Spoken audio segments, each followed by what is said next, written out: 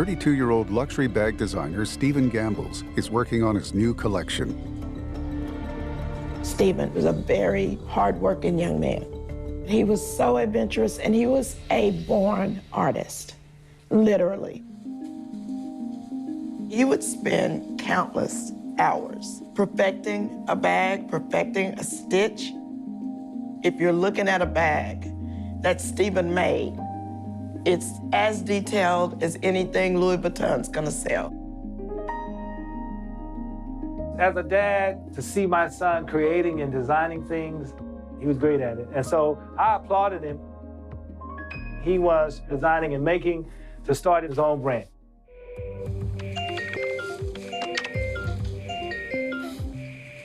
Hey, Mom. How's my beautiful baby boy today? Stephen called me that morning. I've got some really good news. He was like, man, Mom, I got this huge deal that I'm putting together. And you just wait. It's gonna be awesome. Really? Tell me. And he was so excited and literally glowing as he was talking to me. So I was just, as a mom, so proud. Has Marcus arrived yet? Marcus and Stephen, you know, they're brothers, they're best friends. They're each other's world. And Marcus came into town actually to renew his driver's license. Mom, I gotta get going. I'm meeting a friend tonight. He was gonna meet a friend at Benihana's, which is his favorite restaurant in the world. It was just his way, you know, the finer things of life. Okay, take care. Love you lots. Hi. I said, I love you. He said, I love you too. I said, okay, I'll see you later. And he said, bye. And I said, no, Bo, we don't say bye. I'll see you later. He said, no, bye, Mom. I will never forget that.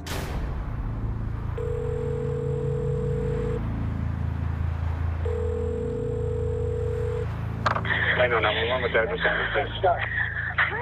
Hi, I think somebody got shot in front of the Benihana in Plano. What's the address? He lives 5800 Legacy Circle. I live there, but it's the mini mart where the Benihana is in Plano. I don't know if someone shot him. Did you actually see it? No, the car has crashed into the tree, and I think someone rolled by, shot him, and he drove off. Tell me what to do. Okay, I need you to get by him and tell me if he's awake or if he's breathing. No, he's dying. He's dying. Plano police officers arrive within just a few minutes, and they find a white Mercedes sedan crashed into a tree. When they arrived, the vehicle was still running. They found a male in the driver's seat, slumped over. The airbags had deployed, but there was blood everywhere. They believed that he had suffered a gunshot wound to his temple, but somehow, miraculously, was still showing signs of life at that time. And the male was identified as Stephen Christopher Gambles, Jr. As EMS rush Stephen to the hospital, Detective Aaron Benzik arrives on scene. Having a shooting at the Shops of Legacy is unusual. It's a very safe place.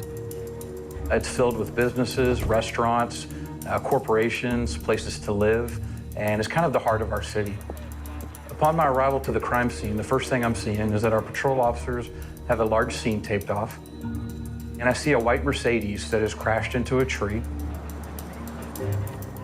Inside, I can see a large amount of blood. I can see an orange hat laying on the center console. And I see that there's damage to the front windshield, and that something significant has happened inside of this vehicle. Look at this. Underneath the driver's seat, we do locate a cartridge casing from a spent round that came from a 9mm gun. No firearm? None. We do not find any gun inside of the Mercedes when we're looking at it. We're gonna need full forensics on this.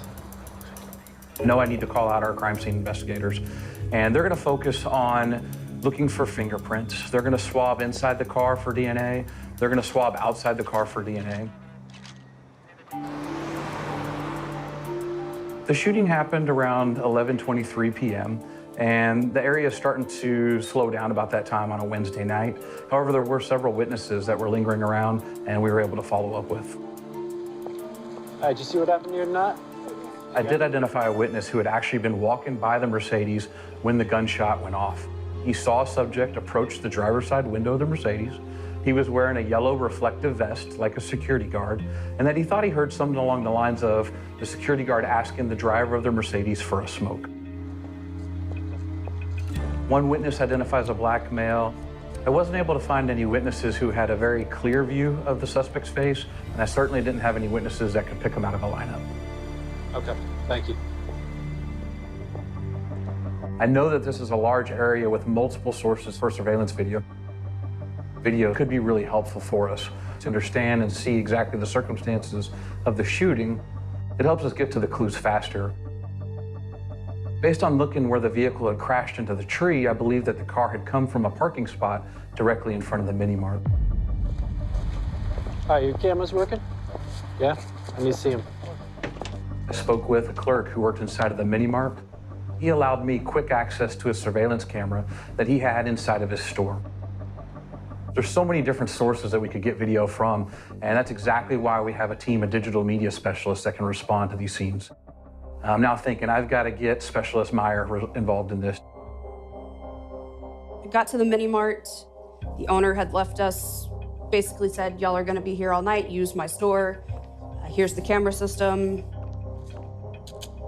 The main view that we were able to use to see the most was actually inside the store, kind of overlooking the register. You could see out front to where people would be driving or parking in front of the store. And that was the best view that we had. Okay, let's go back to about 8 p.m., see if we can spot the car. That's our clerk. No car.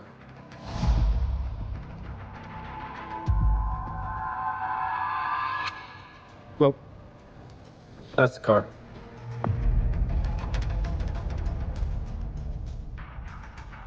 Okay, play.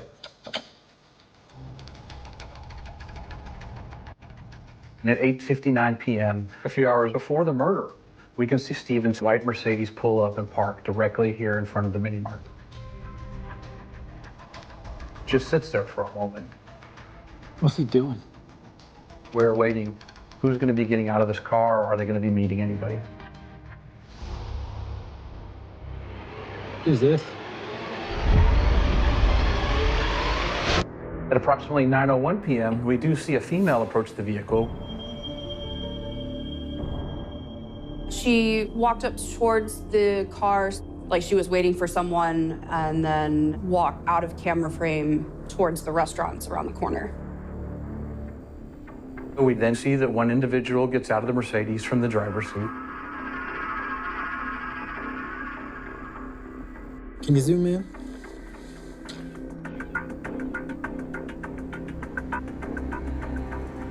Freeze it there. He's wearing this orange cap and a white jacket, and this cap does look consistent to what I'd seen inside of the vehicle. That's gotta be Steven. Keep playing. I'm piecing together the timeline of Stephen. What time does he arrive? Who does he meet? Where does he go? Does he have any negative contacts that could have led to a conflict? The view from inside the mini-mart is pretty limited, so we're not able to see everything once the driver gets out. It's just not a good angle. My team's looking for other cameras. Let's see what they've got. Specialist Meyer actually got access to a security camera from the property management outside of the mini-mart. Okay, good news. And it is covering and looking down exactly where the murder happened. So this camera view showed what the mini-mart's cameras didn't. Benzik and Meyer head to the property management office to review the camera footage. Okay. Let's start when Steven gets out of the car. We go to around 9:01 p.m.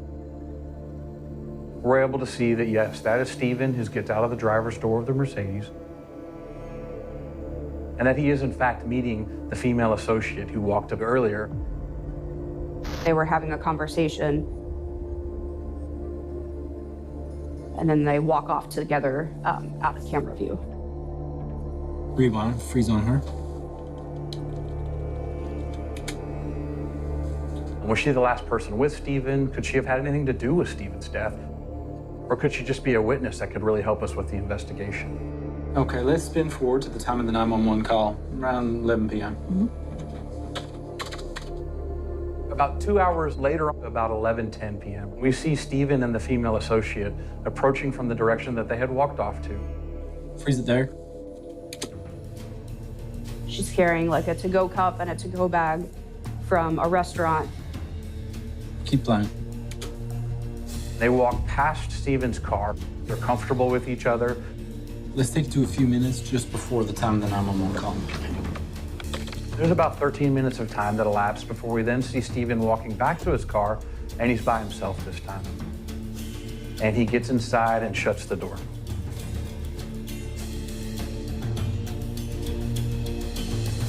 And then just moments later, you do see an individual wearing a reflective security guard jacket, and he is approaching the car in the driver's side window.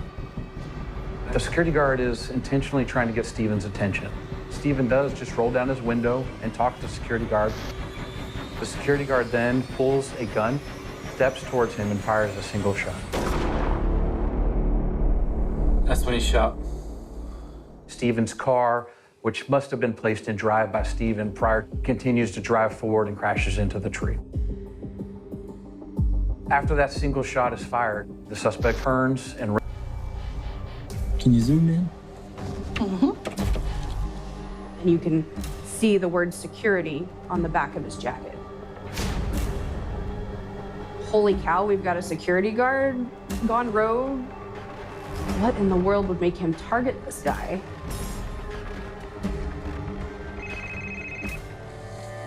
Benzie. Yep. Oh. I did receive a phone call from the detectives at the hospital. Stephen Gambles had succumbed to his wounds. Okay. Thank you. You didn't make it? We're now working a homicide. The stakes are high now. Who is responsible for this murder?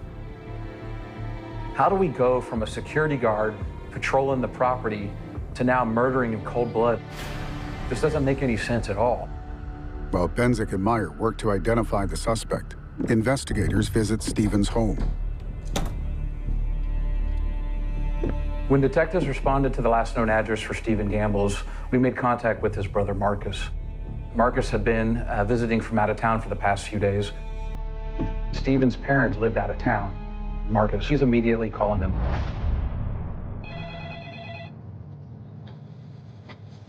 Hey, Skrill, what's happening? Skrill, that's the nickname I call him. I said, what are you doing? You know I'm at work. He said, Mom, no. He said, my brother is gone. My brother is dead. But of course, I lost it. What on earth are you talking about? Because I just talked to Stephen. So I could tell in his voice that it was something catastrophic. So immediately I'm on the way, I catch a flight, but I want to know what had happened to my son. Investigators work on tracing the security guard in the surveillance footage. We have a suspect wearing the security guard jacket. So I'm focusing, could this be as simple as the security guard who is assigned to this neighborhood is in fact the person who committed the offense? I reach out to the officers who work in that neighborhood and I ask them, all right, is there a security company that works in this area? And they let me know that Gold Fortress Security does provide coverage in that area. This is Detective Benzik, Plano PD. And on the night Stephen was murdered, they did have a security guard working on the property. They identified the guard as Dominic Gatlin. What time was that? One of the logs indicated that shortly after 11 p.m., short time period before the murder, the security guard had checked in at a business about 100 meters from where the murder happened. But police were unable to locate the security guard when they arrived on scene. When did you last speak to him? And we had the supervisor for Gold Fortress Security call out to that security guard and ask, hey, why aren't you out on property? The police are there, there's been a shooting, we can't find you. And the security guard responded to, hey, I left after 11 o'clock, and oh, by the way, I quit my job. Thank you for your help. Why would a security guard, knowing he's assigned to that property on camera, commit a murder? But we absolutely needed to find him. The logs put him in the area, and now he's telling the supervisor, I quit my job? Suspicious.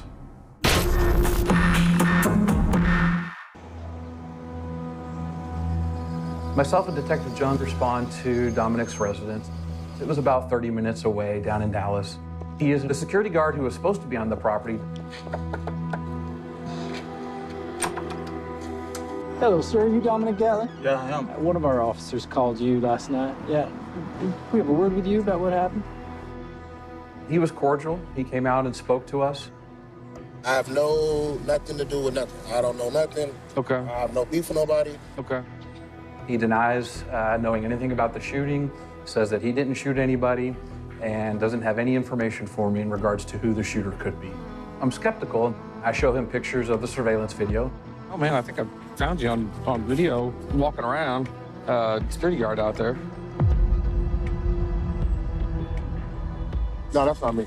He said he is not the suspect in this murder. Next up might be this week, Monday and Tuesday. I went to work and actually clocked in, and then I stayed there for a couple hours and I left. Dominic had been doing a fraudulent scheme against his employer. He had been taking the work phone, and he would take it home to him in Dallas, 30 minutes away, and he would use the phone to remotely check into locations at the property while actually not being there. He actually wasn't on the property when the shooting happened. At that point, I'm able to fully rule out Dominic Gatlin. He's not my suspect, and I don't know who they are at all. So we're back to square one. And that involves surveillance video. That is our best witness that we have at the moment of who the suspect is and where they could have gone. Investigators reanalyzed the surveillance footage of the shooting for clues that could reveal the suspect's identity. Hello, Detective. Thank you. While Stephen and his female associate dinner together at a nearby restaurant, I'm able to see a lot of movements of the suspect as he's walking around doing his fake patrolling. There he is again. Around 10:42 p.m., he approaches Stephen Gamble's car, finds it unlocked, and he actually gets inside of the vehicle. You can see him appear to take something from the center console area of the car and place that inside of his jacket. What's he got? I don't know. Can you zoom in? Can you see what he's taking? No. Keep playing. A minute goes by. We see the suspect get out of the car, and he starts walking around again. A period of time later, the suspect revisits the car, and we can actually see him open up the back door handle. And he gets fully inside of the back seat and closes the door. What's he looking for? I'm watching to about 11:10 p.m. Oh, God. And then I'm startled.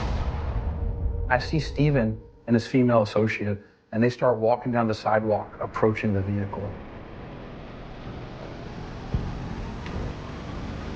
It was an absolute chilling moment, knowing that the suspect is in the back seat of Stephen's car. It's about a minute goes by, and we see the suspect get out of the back seat of the car. He then proceeds to continue kind of trolling around the properties, fixated on Stephen. This very well could have been a double homicide and not just one person. And I was super thankful that Stephen took the time to walk that female to her car. It was clear that Stephen had spent some time with the female, and we hadn't been able to identify her yet in the investigation, so we absolutely needed to talk to her. The call list on Stephen's phone reveals her name. We were able to identify the female as Chantel Finch, and we were able to go speak with her in person. I did want to just kind of go over something to see if you could be helpful with us on something, okay? And I wanted to see if you recognize anyone in this picture. Yes. Okay. What do you recognize in that picture? Myself, of course, absolutely, and Tim. She did confirm that that was in fact her in the video. Chantel described her relationship with Steven, said they'd been friends for about a year and that they would frequently go out to dinner together. So do you remember that night? Yes, Okay. I do. Where did y'all go out to eat that night? Benihana's. Okay. Do you guys have any problems with anybody? No, Any conflict at all that night? no, not between us, not with anybody else. I did ask her if she had seen a security guard in the area. I want to say I saw the attire, the outfit. Okay. I thought it was just, regular routine security, someone walk, doing their job. And after they had dinner together, Steven walked her to her car and she went home. There's not any additional clues of conversations that they had, anyone else that they had talked to. So at this point, we decided to break the news to her that Steven had in fact been murdered and was dead. It was absolutely clear that she had no involvement in the murder of Steven Gambles and had no information to provide. The following day, Steven's family arrives at the police department. On Friday morning, I was able to meet Steven's parents, Phyllis and Steven, in person. Thank you for coming in today.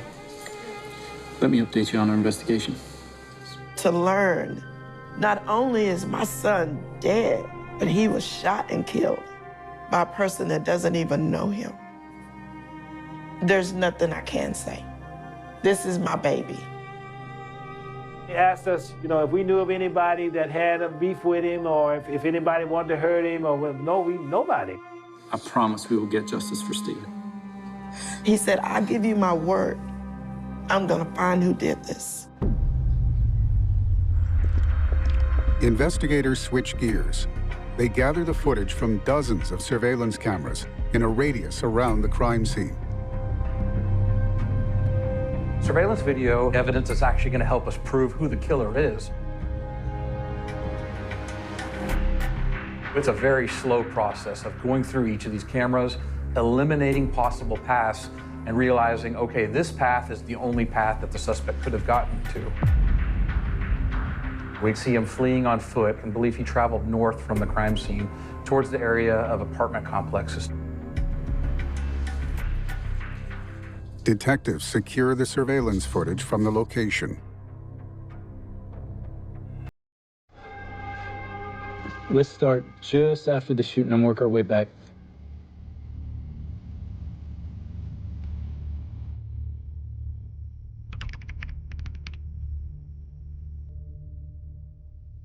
And all of a sudden, at 11:29 p.m., boom, we see a suspect running up the stairs to this complex.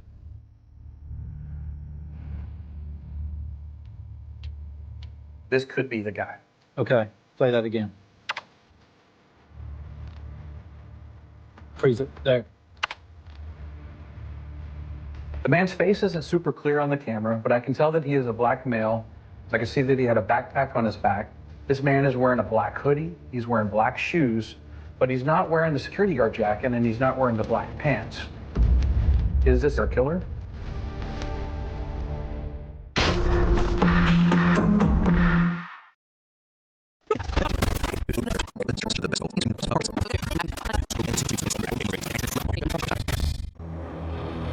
This timing of the suspect running up the stairs is absolutely matching the time that our killer would have made it to that area.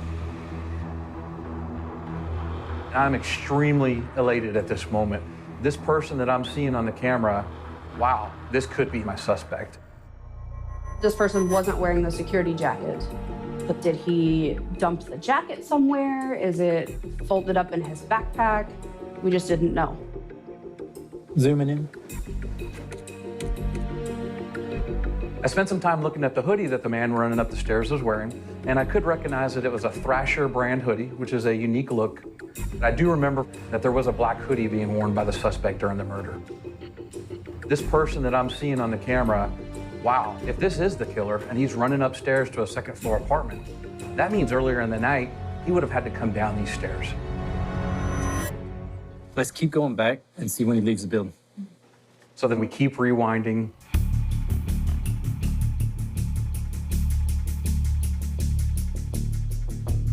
Play back. And then shortly after 9 o'clock, Oh my gosh, Eureka. We see a subject coming down the stairs. He's wearing a yellow security guard jacket. It is the jacket that our killer is wearing later in the night. That's gotta be him. And at this moment, I know I have my killer identified on video. Can you bring up the guy running up the stairs? Absolutely. He also has a backpack that has a distinct look to it, which matches the backpack that I see the man running up the stairs at 11:29 p.m. So what I'm understanding at that point is that we don't see the killer with the backpack on when the murder happens. It's highly likely that the suspect placed the backpack underneath the security guard jacket to alter his appearance. Who is this guy? At this point, I'm 100% confident that I have the killer on camera and that it is the same person running up the stairs wearing the Thrasher hoodie at 11:29 p.m.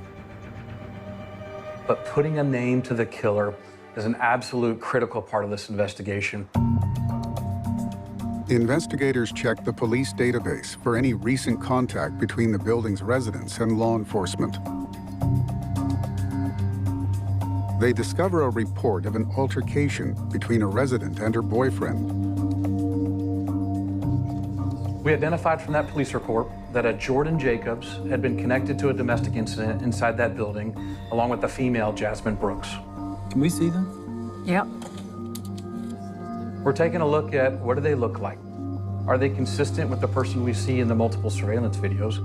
Nice work.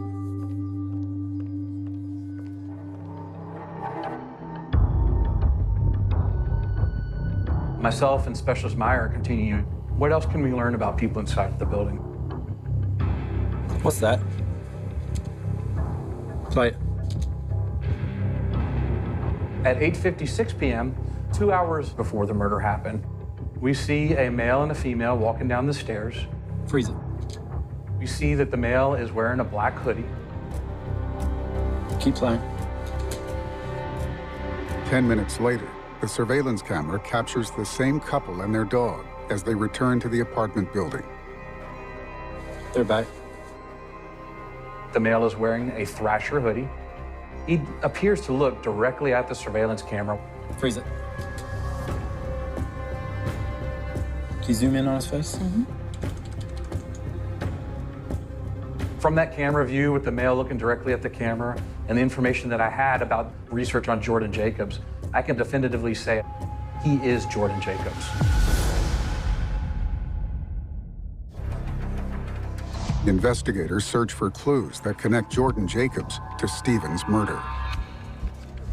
We learned that he and his girlfriend had prior employment for a company called Trident Security, and they provided pictures of the jackets that their officers wear.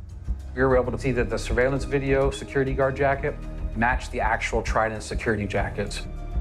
Well, at this point, we're extremely confident Jordan Jacobs is our killer, but it still makes no sense. Why does he approach and kill Stephen Gambles? I am screaming because I'm angry. Who is this person? Who came across my son and had that type of evil in them? He took Stephen's life. As we're continuing to review the surveillance video, Jordan Jacobs and his girlfriend leave the apartment building for 10 minutes, several hours before the murder. And we're trying to focus, okay, where did they go during that time?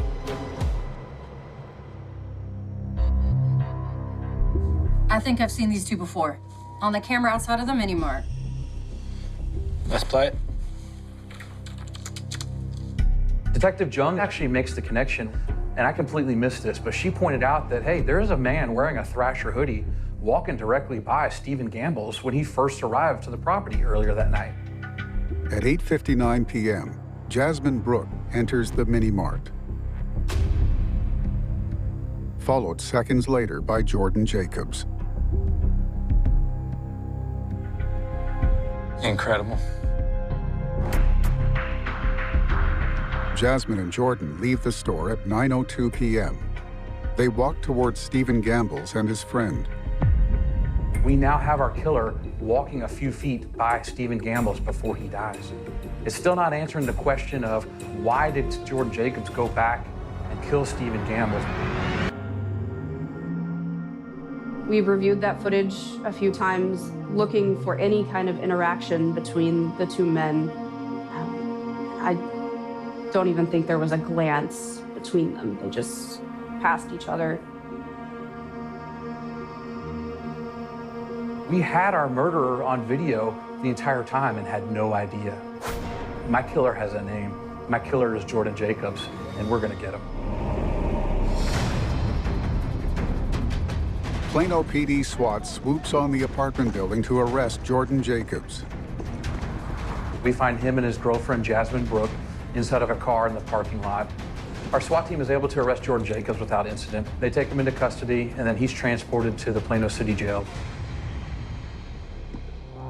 Can I confirm your first and last name? Jordan Jacobs. They say there's a warrant for my arrest. I haven't did anything or anything, so they got me mixed up because of another Jordan Jacobs. Jordan immediately wants me to know that, hey, this could be some possible mix-up. He's had problems with other people using his name before, Jordan Jacobs, and maybe this is all just a big misunderstanding. And I know that's not the case. You obviously recognize the female in the picture. Yeah. Okay, who do you recognize that as? My girlfriend. That's your girlfriend, okay. Do you recognize the person below in that picture? That's me. And he right away identifies himself, that's me, that's my girlfriend. So I'm getting that first affirmative link between Jordan Jacobs and the surveillance video and getting him confirming that with his own words. Do you recognize that picture? No. Okay. Do you recognize that jacket? I seen him walking around the apartment before. Like security. Do you own a jacket like this? No. No? Jordan denies that he's wearing the security guard jacket, says it's not him. And I don't get in an argument back and forth on whether it is him or not, because I already know at this point. I've already identified that that's you wearing this jacket, walking around. What's going with you? I'm not doing that because I finished that part of the investigation. I want to know what happened. Why did he kill Stephen Gambles? What was said when Jordan approached that car? You're just walking up to the side of a car. What happens? What's the dialogue? What is said, Jordan? What does this man tell you?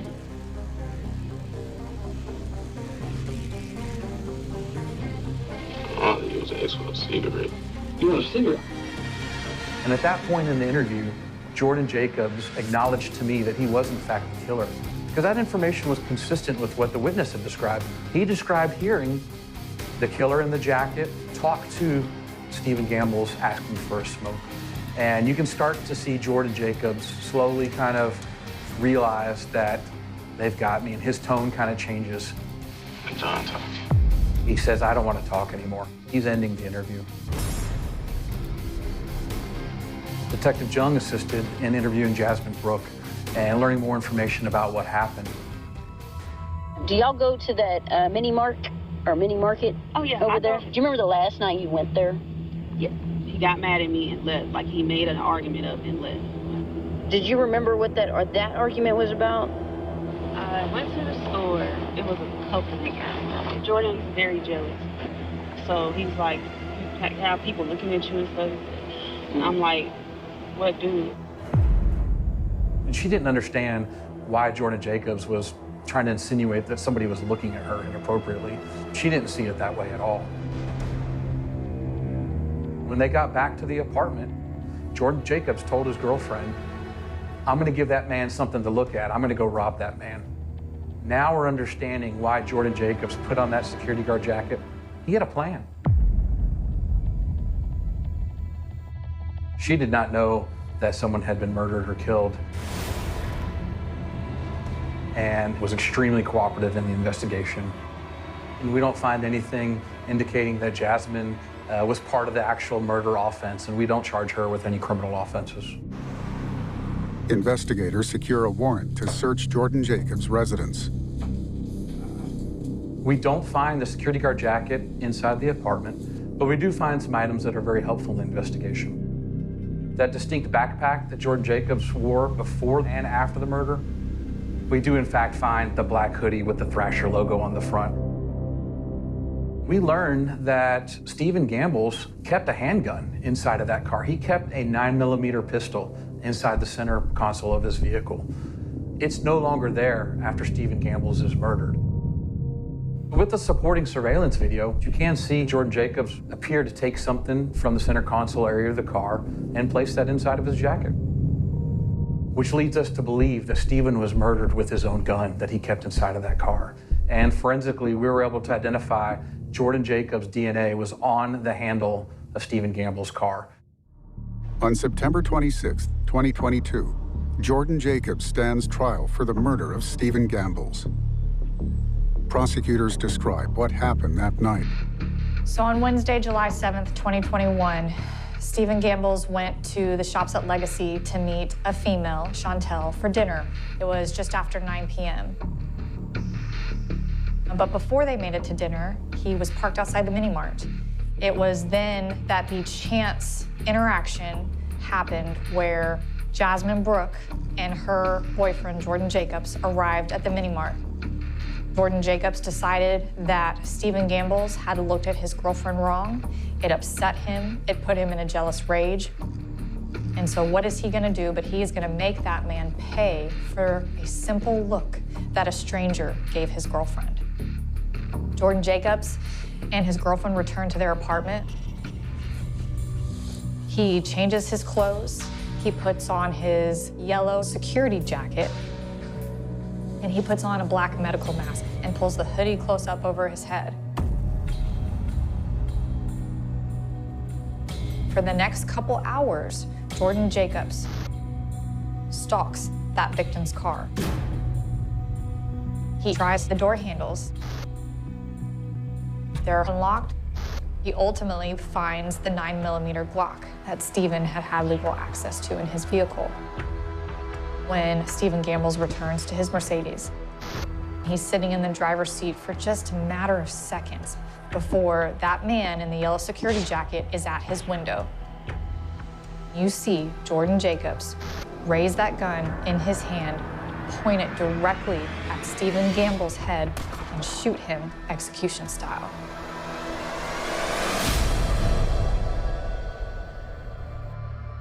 Jordan Jacobs is found guilty of capital murder. He receives a life sentence without parole. These pieces all came together and painted a picture for us that would have been extremely challenging without surveillance video.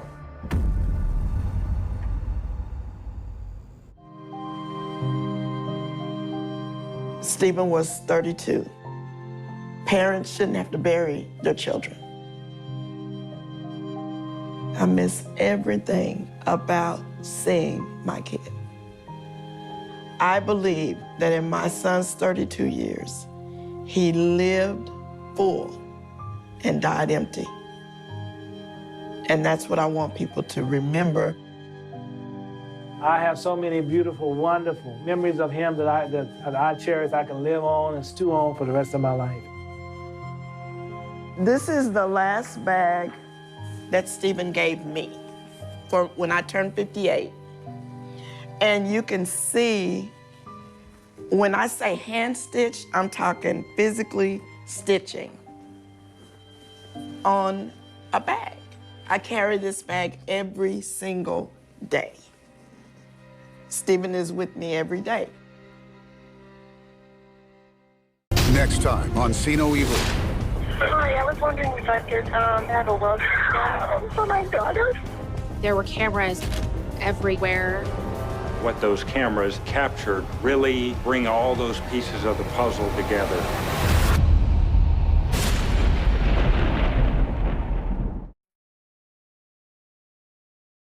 Michigan 1990, 3 cold case solved. Decades-old mystery finally unraveled the kind of headline that feels distant, almost archival, until the details begin to surface and suddenly the past doesn't feel past at all, because in the early hours of a cold October morning in a quiet Michigan town, something happened that never should have remained unanswered. A disappearance so abrupt, so clean, that it seemed to leave behind not just questions, but an absence that swallowed every explanation that tried to fill it. The call came in before dawn, A voice shaking on the other end of the line, a family member reporting that 28-year-old Daniel Mercer had not returned home, not after his routine stop, not after the familiar route he had driven countless times, not after the ordinary evening that was supposed to end like any other. No forced entry, no signs of struggle at his residence, no note, no warning, just a missing man and a silence that began to echo louder than any alarm. By sunrise, the streets were already being combed by officers, neighbors peering through blinds, whispering behind closed doors as patrol cars lined the curb and investigators stepped into a scene that offered almost nothing to hold on to. Mercer's vehicle was later found abandoned near the edge of a gravel turnout along a rural stretch of road. Engine off, doors locked, keys missing, and inside, personal items left behind in a state that suggested no immediate panic, no visible chaos. Just an unsettling stillness that contradicted the gravity of what had occurred. There were no skid marks, no shattered glass, no signs of a sudden collision, and yet the car sat there as if it had been placed, not abandoned in haste, but positioned in a way that raised more questions than answers. The community reacted quickly, because in a town where everyone recognized each other's faces and routines were predictable enough to notice when something was off, Mercer's absence was impossible to ignore. He was described as dependable, consistent, the kind of person who followed patterns, who showed up when expected and returned calls without delay. His co-workers reported nothing unusual in the days leading up to his disappearance, no disputes, no erratic behavior, no indication that he intended to leave. Friends echoed the same sentiment, describing a man anchored in routine, with no known plans to travel or disappear.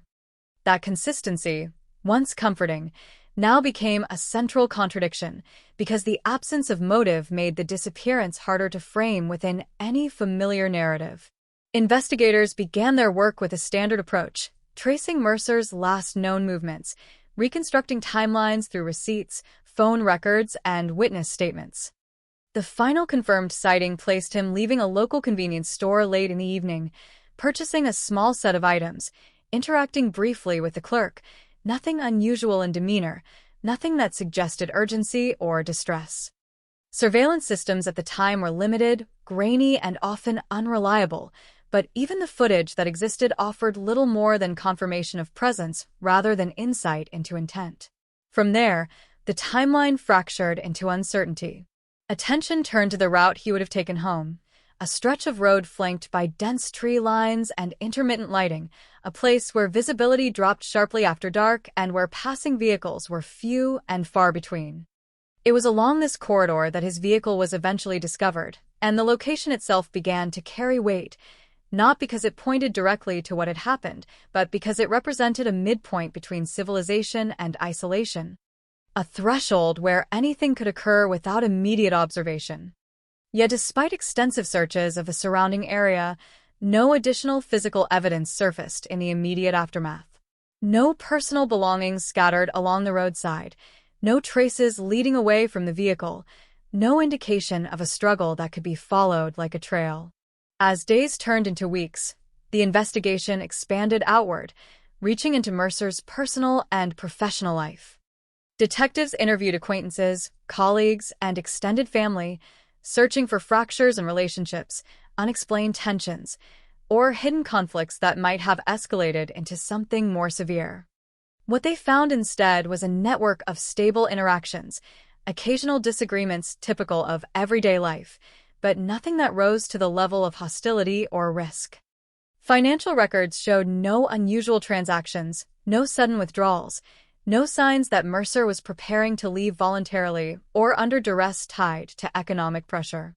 His digital footprint, limited by the technology of the early 1990s, offered little additional clarity, and investigators were left relying heavily on human testimony, which often varied in detail and reliability. Then came the first anomaly, subtle but significant enough to redirect focus. A witness came forward claiming to have seen a second vehicle in the vicinity of the turnout around the estimated time Mercer's car would have arrived or been abandoned. The description was vague: a dark sedan, possibly older, with no distinguishing features beyond its presence in an area that was otherwise sparsely trafficked at that hour. The witness admitted uncertainty, acknowledging that the memory had only solidified after news of the disappearance spread, a common occurrence in high-profile cases where recollection can become influenced by external information. Still, investigators logged the account, not as confirmation, but as a potential fragment in an incomplete puzzle. Search efforts intensified, involving volunteers, law enforcement units, and coordinated sweeps of nearby wooded regions. Helicopters scanned from above, while ground teams navigated difficult terrain, marking grids and documenting findings with painstaking attention. Despite the scale of the operation, the results remained minimal.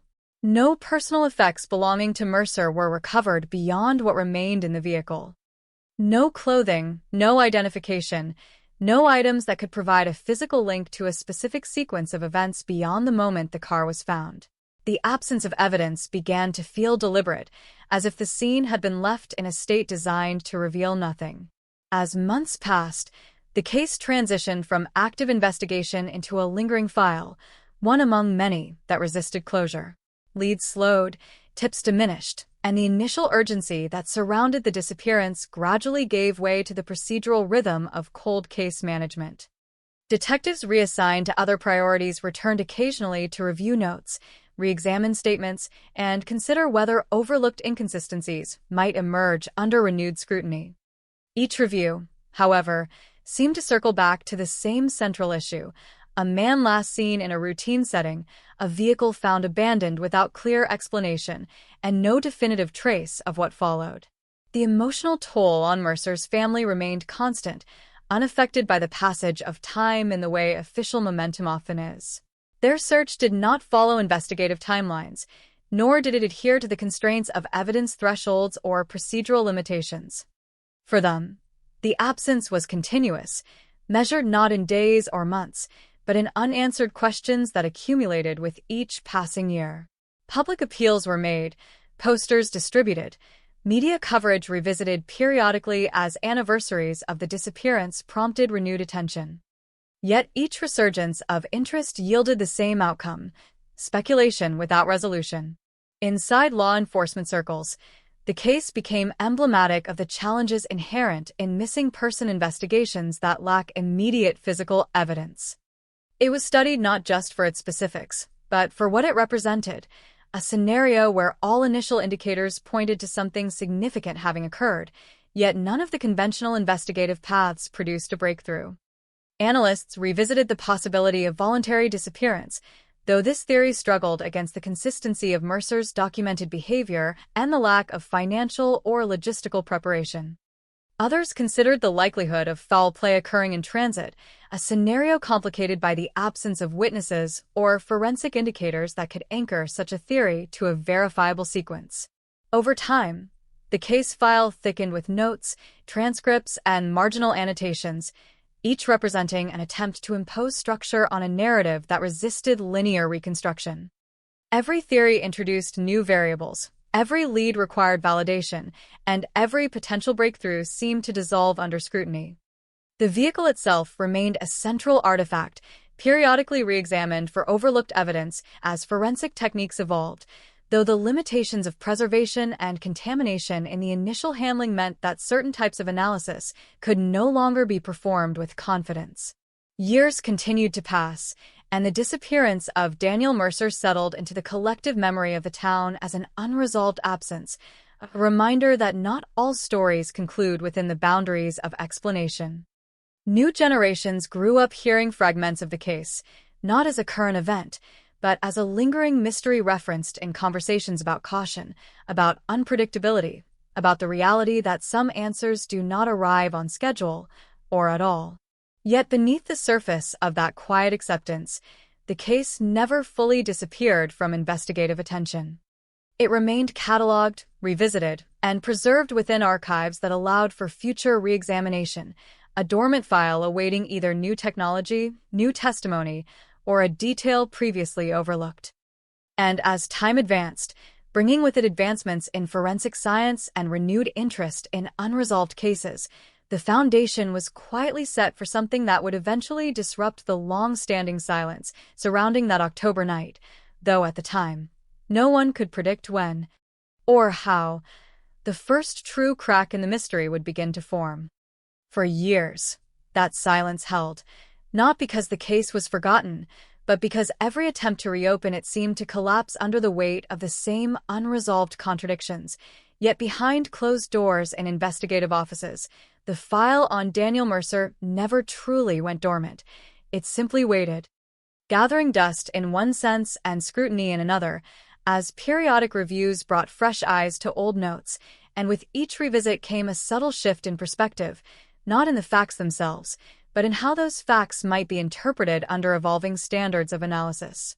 In the mid-1990s, as early forensic practices began to stabilize and procedural documentation improved, detectives assigned to cold case reviews pulled Mercer's file again, not because of a breakthrough, but because of a pattern they had begun to notice across multiple unresolved disappearances from that era, cases that shared certain structural similarities, cases where vehicles were discovered abandoned under unclear circumstances, where timelines ended abruptly without witnesses, where the absence of evidence itself became the most consistent feature.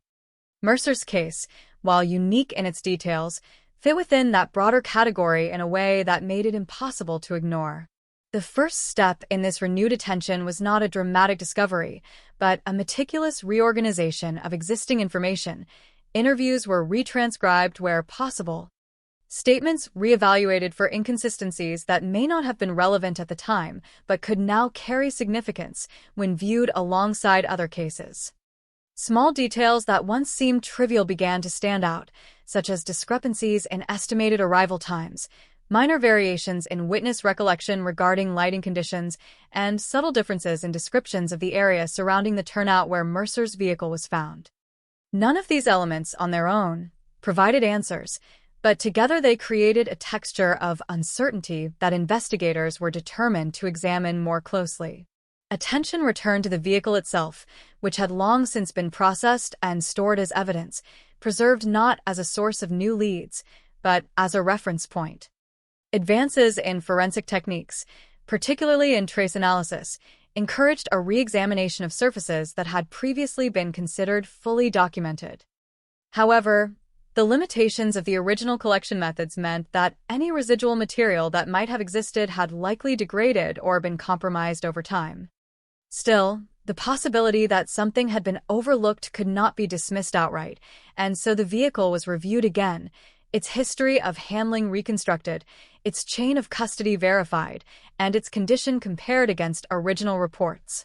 At the same time, investigators began to broaden their scope beyond the immediate circumstances of the disappearance, exploring regional activity during that period, looking for incidents that may have gone unconnected at the time, but could potentially intersect with Mercer's timeline.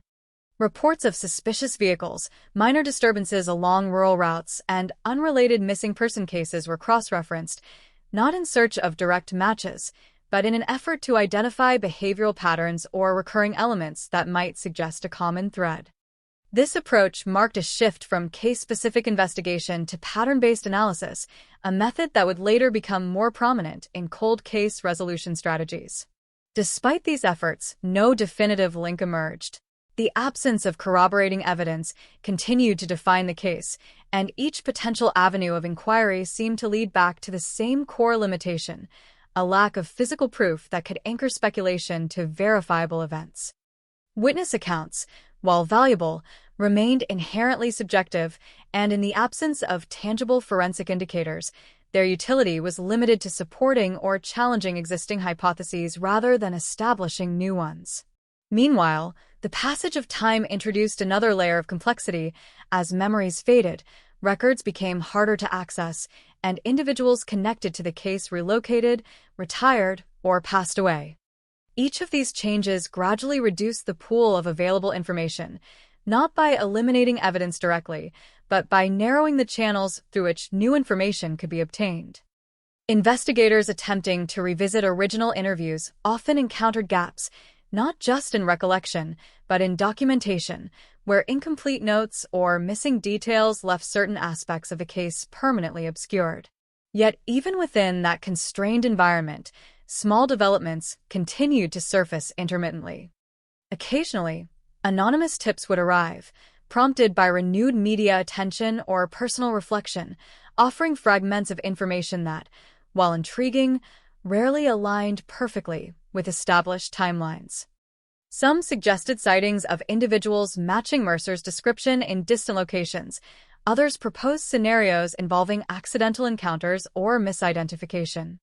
Each tip was logged, evaluated, and ultimately deemed inconclusive, but their recurrence underscored the enduring public awareness of the case, even years after its initial emergence. Inside the investigative unit, discussions around Mercer's disappearance began to incorporate increasingly nuanced theories, moving away from singular explanations and toward multi-factor scenarios that accounted for the complexity of real-world events. Rather than assuming a single cause, analysts considered the possibility of overlapping factors, such as opportunistic crime, coincidental timing, and environmental conditions that could obscure or eliminate evidence. This shift in thinking did not produce immediate answers, but it expanded the framework within which the case was understood. Despite this intellectual expansion, the core mystery remained unchanged, anchored to that one critical moment when Mercer's vehicle was last confirmed in motion and then later discovered stationary, its presence marking the endpoint of a journey that should have continued. The gap between those 2 points, measured in minutes or perhaps hours, represented the entirety of the unknown, a narrow window in which something decisive had occurred, yet left no clear trace behind. As investigators revisited that window, they began to focus more intently on environmental factors, examining weather conditions, traffic patterns, and visibility during the estimated time frame. Reports indicated that the night in question was relatively clear, with no extreme weather events that could have contributed to an accident or forced deviation from the expected route. Traffic volume on that stretch of road remained low, consistent with its rural setting, reducing the likelihood of multiple independent witnesses. These conditions, while ordinary, reinforced the challenge of reconstructing events that had occurred without external observation. In parallel, behavioral analysis was applied to Mercer's known routines, attempting to identify any deviations in the days leading up to his disappearance that might have indicated stress, conflict, or unusual activity. Financial records, communication logs, and workplace attendance were reviewed again with this perspective in mind. Once more, the findings suggested consistency rather than disruption, reinforcing the profile of an individual whose daily patterns remained stable up to the point of his disappearance. This consistency, paradoxically, deepened the mystery because it eliminated many of the variables typically associated with voluntary disappearance or premeditated departure. Without evidence of planning, coercion, or immediate threat, investigators were left with a scenario that defied easy categorization, a disappearance that appeared neither impulsive nor structured, neither clearly accidental nor definitively criminal in its observable aftermath. As the years progressed, the case settled into a state of controlled stagnation within investigative archives, periodically revisited but never resolved, its status unchanged despite advances in technology and methodology. Each review reaffirmed the same central truth, that the available evidence was insufficient to reconstruct a definitive sequence of events, and that any conclusions drawn would remain speculative, without new information to anchor them. Yet even in this prolonged uncertainty, the case continued to evolve in subtle ways, not through changes in the evidence itself, but through changes in how that evidence was interpreted, how investigators approached its limitations, and how emerging techniques might one day reveal what had previously been hidden. And as that possibility lingered in the background, the foundation was quietly being laid for a development that would eventually bring renewed scrutiny to the long-standing mystery, shifting the case once again from passive record to active inquiry, and setting in motion a chain of events that would challenge everything that had been assumed up to that point. The turning point did not arrive with a dramatic revelation, but with persistence. The kind that builds quietly over years of revisiting the same unanswered questions until a single inconsistency begins to stand out from the rest. And in the case of Daniel Mercer, that inconsistency emerged not from a new witness or a sudden confession.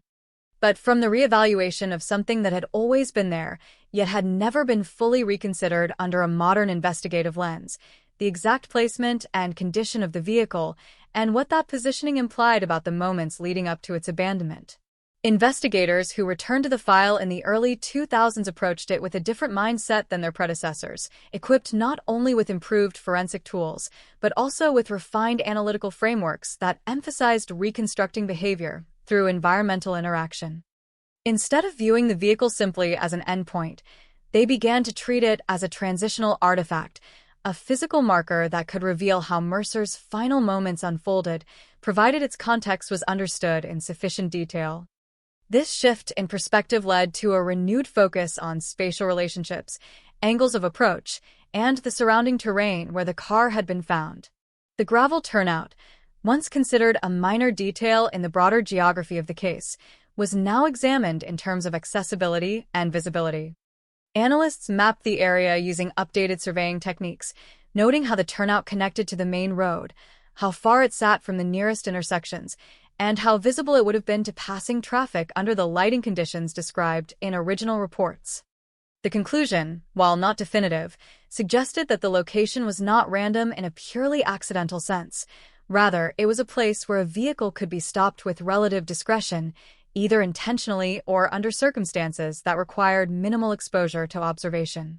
This observation prompted investigators to reconsider whether the stop itself had been voluntary, coerced, or forced by an external factor. Each possibility carried implications that needed to align with the available evidence, yet none could be confirmed outright. If Mercer had pulled over willingly, there would need to be a reason consistent with his known behavior, something urgent enough to justify stopping in a low-traffic area at night. If he had been compelled to stop, the absence of visible struggle or disturbance inside the vehicle raised questions about the nature of that interaction. And if the stop had been accidental or incidental, the lack of mechanical failure or collision evidence complicated that explanation further. At the same time, investigators revisited the timeline with increased precision, attempting to narrow the window between Mercer's last confirmed sighting and the discovery of his vehicle. By cross-referencing witness statements, traffic reports, and estimated travel times, they constructed a more detailed sequence of events, though the margins of uncertainty remained significant. Even with refined estimates, the critical interval during which Mercer's disappearance occurred could only be approximated within a range that still left room for multiple interpretations. One aspect that gained renewed attention was the absence of immediate reporting by other motorists. Given the location of the turnout along a rural route, investigators considered the likelihood that passing drivers may have been present but did not notice anything unusual, or if they did not perceive it as relevant enough to report. This raised the possibility that the events surrounding Mercer's disappearance unfolded in a manner that appeared unremarkable to outside observers, blending into the normal patterns of nighttime travel along that stretch of road. However, subtle anomalies within the vehicle's condition continued to attract scrutiny. While initial reports had documented the absence of obvious signs of struggle, later reviews questioned whether certain minor indicators might have been overlooked or underappreciated at the time of the original processing. These included the arrangement of items within the vehicle, the positioning of the driver's seat, and the state of personal effects left behind. Though none of these elements alone constituted evidence of foul play, together they suggested that the interior of the vehicle had been left in a condition that warranted closer interpretation. Investigators also revisited the possibility that Mercer may have encountered another individual shortly before reaching the turnout, a scenario that would align with the presence of a secondary vehicle reported by the witness whose account had been recorded years earlier. While that testimony had been considered uncertain due to its retrospective nature, it remained one of the few external observations that could potentially intersect with the timeline. Analysts explored hypothetical scenarios in which a second party could have been involved, whether through direct interaction, chance encounter, or deliberate coordination, though no additional evidence surfaced to support any specific version of events. As digital databases became more integrated into investigative workflows, Mercer's case was entered into broader comparison systems designed to identify similarities across unresolved incidents. These systems allowed analysts to search for patterns involving vehicle abandonments, rural disappearances, and cases lacking physical evidence, enabling cross-case analysis that was not feasible during the original investigation. While no exact matches were identified, the process helped contextualize Mercer's case within a wider category of cold cases that shared structural characteristics, reinforcing the understanding that such disappearances, while individually unique, often followed certain recurring themes. Despite these advancements, the case continued to resist definitive classification. Each new analytical approach introduced potential explanations, but also introduced new uncertainties that could not be resolved without additional evidence. The lack of forensic breakthroughs remained a limiting factor, as modern techniques could only extend as far as the integrity of preserved materials allowed. In Mercer's case, the passage of time had inevitably diminished the potential for new physical findings from the original scene. Nevertheless, the persistence of investigators ensured that the case remained active within review cycles, periodically reassessed in light of emerging methodologies. This ongoing attention kept the file from becoming entirely static, allowing it to benefit from incremental improvements in investigative theory and practice. It also ensured that any new information, no matter how small, could be quickly integrated into the existing framework and evaluated for relevance. Public interest in the case experienced occasional resurgences, often tied to broader discussions about unsolved disappearances and cold case investigations. These moments brought renewed attention to Mercer's story, prompting media coverage that revisited the known facts while inviting speculation about what might have occurred. However, despite increased visibility during these periods, the influx of information rarely produced actionable leads, and the case remained unchanged in its official status. Inside investigative circles, Mercer's disappearance came to be viewed not as an isolated anomaly, but as part of a broader category of cases that challenge conventional resolution methods. It served as a reference point in discussions about investigative limitations, evidentiary thresholds, and the role of inference in the absence of direct proof. Analysts studying the file noted how the absence of contradictions in Mercer's known behavior made it difficult to construct alternative narratives, while the absence of physical evidence made it equally difficult to confirm any one theory. As the investigation continued to evolve through periodic reassessment, one underlying theme became increasingly clear: the answers, if they existed, were likely not hidden in overlooked reports or misfiled documents, but in details that had either degraded over time or were never captured in the first place. This realization shifted the focus from searching for missing pieces within the existing record to considering how new forms of evidence, or new methods of interpretation, might eventually bring clarity to a case that had long resisted resolution. And as investigators maintained their quiet, methodical approach to revisiting the past, a subtle convergence began to take shape, one that would eventually connect Mercer's disappearance to previously unrecognized threads, setting the stage for developments that would challenge long-held assumptions and introduce the first credible shifts in understanding since the night the case began. The file did not change overnight, but something within its interpretation did.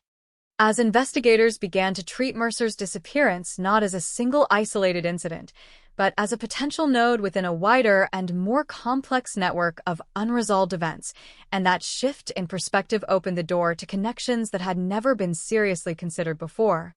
Connections that required looking beyond the immediate facts of a case and into patterns that only become visible when multiple cases are viewed side by side. By the time renewed attention returned in the late 2000s and early 2010s, cold case units had begun integrating more structured analytical tools, including behavioral linkage analysis and geographic profiling. Methods that allowed investigators to examine whether seemingly unrelated cases shared overlapping characteristics in timing, location, or method.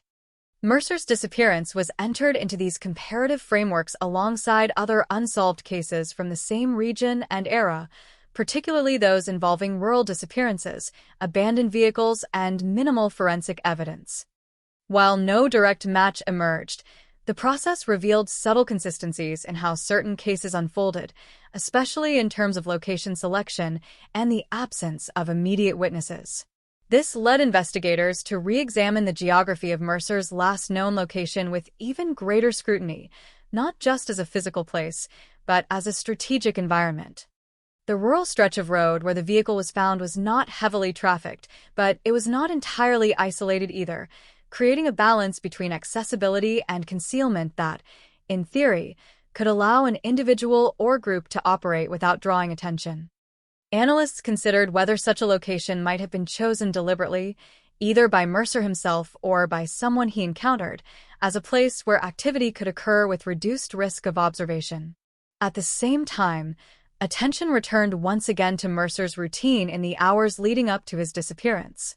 Investigators attempted to reconstruct not only his movements, but also his likely mindset based on known habits and behavioral patterns.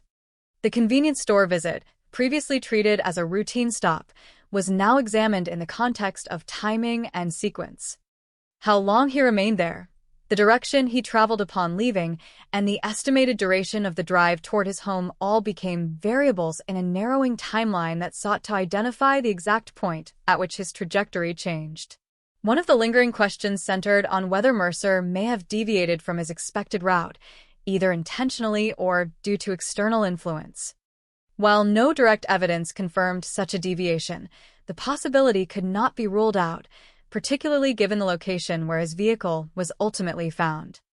Investigators explored alternate routes he might have taken, considering whether a slight detour could have placed him in proximity to the turnout under circumstances that were not initially apparent. Mapping tools allowed them to simulate various travel paths, comparing distances, travel times, and potential points of intersection with other routes or individuals. Parallel to these geographic considerations, investigators revisited interpersonal connections in Mercer's life, re-examining acquaintances who may have had incidental or indirect contact with him around the time of his disappearance. This included not only close friends and coworkers, but also casual contacts, service personnel, and individuals who frequented the same locations. The goal was not necessarily to identify a clear suspect, but to determine whether any overlapping patterns of interaction might reveal an unnoticed link. Despite these efforts, no new relationships emerged that significantly altered the understanding of Mercer's social environment. However, one aspect of the case that continued to generate quiet interest among investigators was the concept of timing irregularities. While the overall timeline remained consistent in broad strokes, small discrepancies in estimated arrival and departure times created slight overlaps that could, under certain interpretations, allow for additional interactions that were not originally accounted for. These overlaps were not large enough to establish new conclusions, but they were sufficient to keep certain possibilities open, particularly in scenarios involving brief encounters or rapid developments that may not have been witnessed. During this period, forensic technology also continued to evolve, prompting occasional reassessments of physical evidence preservation techniques. Although Mercer's case did not yield new material suitable for advanced analysis, the advancements in other cases highlighted the importance of early evidence handling and preservation, reinforcing the idea that what could not be recovered later might have been lost during initial collection. This realization did not change the facts of Mercer's case, but it influenced how investigators approached similar cases moving forward. Within the investigative community, Mercer's disappearance began to be referenced in discussions about the challenges of cases that lack a clear evidentiary anchor. It became an example used to illustrate how certain investigations can reach a plateau, where further progress depends almost entirely on the emergence of new information rather than reinterpretation of existing data. Yet, even within that limitation, investigators remained committed to revisiting the case whenever new methodologies became available, maintaining a steady, if gradual, engagement with the unresolved file. Public records requests and archival research occasionally uncovered additional fragments of information, such as previously unindexed notes or administrative documents related to the original investigation.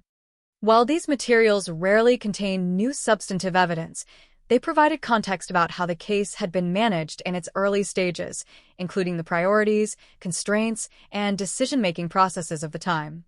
This historical perspective helped modern investigators understand not only what was known, but how that knowledge had been processed and recorded. Despite the accumulation of these incremental insights, the central mystery remained intact. Mercer's last confirmed movements were still anchored to the same sequence: a routine stop, a departure from a familiar location, and a disappearance that occurred within a narrow and poorly documented window of time. The vehicle's discovery continued to serve as the primary physical reference point, yet it offered no definitive explanation for what transpired between the moment Mercer was last seen and the moment his car was found. As investigators continued to analyze the case through multiple lenses, a subtle but important shift began to occur in how they framed their hypotheses. Rather than seeking a single definitive explanation, they started to consider layered scenarios, where more than one factor could have contributed to the outcome. This included the possibility that an initial event may have triggered a sequence of reactions, each influencing the next, resulting in a final situation that appeared ambiguous when viewed in isolation. This approach did not resolve the case, but it expanded the range of plausible interpretations, allowing investigators to move beyond binary classifications of accident versus foul play, voluntary versus involuntary disappearance. Instead, they began to explore combinations of circumstances that could account for the available evidence without requiring every element to align perfectly with a single narrative. Even so, without new physical evidence or corroborated witness accounts, these scenarios remained theoretical. The absence of definitive proof meant that each hypothesis could only be evaluated against its consistency with known facts, rather than confirmed through independent verification. This limitation continued to define the boundaries of the investigation, shaping both its progress and its constraints. And yet, despite the persistence of uncertainty, the case did not remain static. Beneath the surface of archival files and periodic reviews, momentum was slowly building in ways that were not immediately visible, as advancements in investigative collaboration, data integration, and cross-jurisdictional communication began to create opportunities for connections that had previously been impossible to detect. It was within this evolving landscape that Mercer's case would eventually intersect with developments that had originated far beyond its original scope, setting in motion a sequence of events that would bring renewed focus and ultimately begin to challenge the long-standing silence that had surrounded the disappearance for decades. The silence did not break all at once. It eroded gradually through a series of small, almost imperceptible alignments that only became meaningful when viewed together, and at the center of that shift was a renewed effort to consolidate cold case data across regions. An initiative that allowed investigators to compare unresolved disappearances with a level of depth that had not been possible during the early years of Mercer's case. By this stage, Mercer's file had been digitized, cross-referenced, and indexed within broader investigative databases, making it accessible to analysts who specialized in pattern recognition across multiple jurisdictions. These analysts did not approach the case as isolated investigators might have, but rather as observers of large datasets, searching for recurring elements that could suggest behavioral or procedural consistencies among cases that had remained unsolved for years. Mercer's disappearance, with its combination of a rural vehicle abandonment and lack of physical evidence, fit into a subset of cases that drew particular attention. What emerged from this comparative analysis was not a direct lead, but a refined understanding of how similar cases tended to unfold under certain conditions. Analysts identified that in a number of comparable incidents, the absence of immediate forensic evidence was often accompanied by brief interaction windows between the victim and an unknown party, interactions that occurred in transitional spaces such as roadside pull-offs, parking areas, or low-visibility segments of travel routes. These environments shared characteristics that allowed brief encounters to go unnoticed, especially during nighttime hours. This observation prompted investigators to re-examine Mercer's timeline with an emphasis on transitional moments rather than fixed points. Instead of focusing solely on where he had been confirmed, they began to consider the gaps between those confirmations, the intervals during which his movements were not directly observed. Within those gaps, they explored scenarios in which Mercer may have encountered another individual or vehicle, either by chance or through prior arrangement, though no evidence had previously confirmed such an interaction. Attention also returned to the condition of Mercer's vehicle, not as a static object, but as a potential indicator of activity that occurred within or around it. Investigators reviewed archival photographs and reports describing the interior layout, noting the placement of personal belongings, the orientation of the driver's seat, and the state of the ignition and controls. While initial assessments had found nothing overtly indicative of a struggle, modern interpretive approaches encouraged a more nuanced reading of these details, considering whether subtle irregularities could suggest movement, interruption, or hurried exit. At the same time, investigators revisited the possibility that Mercer may have exited the vehicle voluntarily at some point prior to its discovery, either to investigate something outside or to engage with another person. This scenario was examined in relation to the surrounding terrain, which included limited natural cover and uneven ground near the turnout. Analysts considered how visibility conditions, lighting, and environmental factors might have influenced behavior, particularly if Mercer had perceived something unusual or had been approached unexpectedly. Despite these explorations, no new physical evidence emerged to substantiate any specific sequence of events. The case continued to rely heavily on reconstruction and inference, with each hypothesis constrained by the same lack of corroborating material that had defined the investigation from the beginning. However, the process of revisiting these scenarios did produce a more detailed and structured understanding of the possible dynamics at play, even if definitive conclusions remained out of reach. During this period, communication between agencies improved significantly, allowing for more efficient sharing of information across jurisdictions. Cold case units began collaborating more frequently, comparing notes on unresolved incidents that shared similar characteristics. Mercer's case was occasionally included in these discussions, not because it had yielded new evidence, but because its profile aligned with a category of disappearances that investigators were actively studying for patterns and anomalies. In one such review, analysts highlighted the importance of timing precision in rural disappearance cases, noting that even small discrepancies in estimated travel durations could create windows in which unobserved interactions might occur. Mercer's timeline, when examined under this lens, revealed a narrow but critical period between his last confirmed sighting and the estimated arrival of his vehicle at the turnout. While this period had always been recognized, its significance became more pronounced when considered alongside similar cases where brief, undocumented encounters had played a role. Investigators also revisited environmental conditions that could have influenced visibility and perception during that time frame. Although weather reports indicated clear conditions, nighttime rural settings often present challenges in depth perception, object identification, and distance estimation. These factors, while not directly evidentiary, contributed to a broader understanding of how events might have unfolded without leaving obvious traces. At the same time, the psychological profile of Mercer was reconsidered in light of behavioral analysis techniques that had advanced since the original investigation. Analysts evaluated his known routines, communication patterns, and documented interactions to assess whether any deviations or stress indicators might have been overlooked. The findings remained consistent with earlier assessments: a stable routine, predictable behavior, and no clear signs of escalating conflict or disruption. This consistency reinforced the difficulty of attributing the disappearance to voluntary actions without supporting evidence. However, the absence of behavioral anomalies did not eliminate the possibility of external involvement. Investigators continued to explore scenarios involving third parties, including the potential for opportunistic encounters that did not require prior connection between Mercer and any individual involved.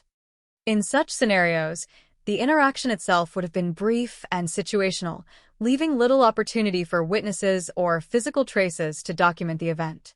As these possibilities were examined, the investigative approach shifted further toward reconstructive modeling, where hypothetical sequences of events were tested against known constraints. Analysts attempted to simulate how different scenarios would align with the available evidence, evaluating whether each could plausibly occur without contradicting established facts. While these models did not produce definitive answers, they helped narrow the range of viable explanations, eliminating scenarios that required conditions not supported by the data.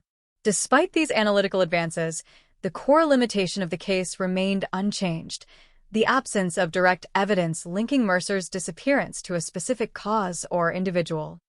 This limitation continued to define the boundaries of the investigation, preventing any single theory from achieving confirmation. Yet within those boundaries, investigators persisted, driven by the understanding that cold cases often progress not through sudden breakthroughs, but through the gradual accumulation of insights that eventually converge. And as the investigation entered this phase of refined analysis and cross-case comparison, an unexpected development began to emerge from an entirely different direction, one that involved unrelated cases undergoing review in neighboring jurisdictions, where advancements in forensic databases and identity verification techniques were producing results that had not been anticipated years earlier. Within those unrelated findings, subtle connections began to surface, connections that did not immediately point to Mercer, but would eventually intersect with elements of his case in ways that would bring renewed attention and begin to shift the trajectory of the investigation toward its first meaningful convergence in decades. The convergence did not announce itself as a single breakthrough, but as a series of alignments that began to echo across different case files, and in that echo, investigators started to recognize something that had long been absent from Mercer's disappearance, a point of reference that extended beyond the original investigation, a thread that, while not initially connected to him, carried characteristics that demanded closer comparison. It began with unrelated cold cases being re-examined using modern data systems capable of linking subtle patterns across time and geography. These systems were not designed to solve cases directly, but to surface correlations that human analysis alone might miss, and in doing so, they occasionally revealed overlaps in behavioral signatures, locations, and temporal proximity. In one such review, analysts identified a cluster of rural disappearances from the same general period, each involving abandoned vehicles under circumstances that lacked immediate explanation. At first glance, these cases appeared independent, separated by distance and lacking direct interaction between the individuals involved. However, when layered together within a comparative framework, certain similarities became difficult to ignore. The locations shared environmental traits, the timelines included similar gaps between last sightings and discoveries, and the absence of forensic evidence followed a consistent pattern that suggested not randomness, but a potential behavioral consistency in how the events unfolded. Mercer's case was introduced into this comparative analysis not as a confirmed link, but as a candidate for contextual alignment. Analysts examined whether any elements of his disappearance matched the broader characteristics observed in the cluster of cases. While no direct connection could be established, the similarities in structure, particularly the rural setting, the abandoned vehicle, and the lack of physical traces, placed Mercer's disappearance within a category that investigators were increasingly interested in understanding as a whole rather than as isolated incidents. This broader perspective prompted a reassessment of how Mercer's final moments might be interpreted. Instead of viewing the case strictly through the lens of a singular sequence, investigators began to consider whether similar environmental and situational factors could produce comparable outcomes across different individuals. This did not imply a shared cause, but it did suggest that certain conditions, when present together, could lead to outcomes that left minimal evidence behind. As part of this analysis, investigators revisited the concept of transitional environments, areas where individuals move between structured and unstructured settings, such as the transition from a main road to a rural turnout. These spaces, by their nature, often lack consistent surveillance and may not attract attention unless something clearly unusual occurs. In Mercer's case, the turnout where his vehicle was found fit this description precisely, reinforcing its significance as more than just a passive location. Further examination focused on how interactions might occur within such environments without leaving obvious traces.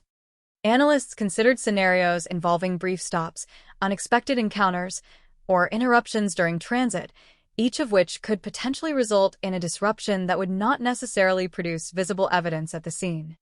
These scenarios were not presented as conclusions, but as frameworks for understanding how certain cases could remain unresolved despite the presence of a defined endpoint like an abandoned vehicle.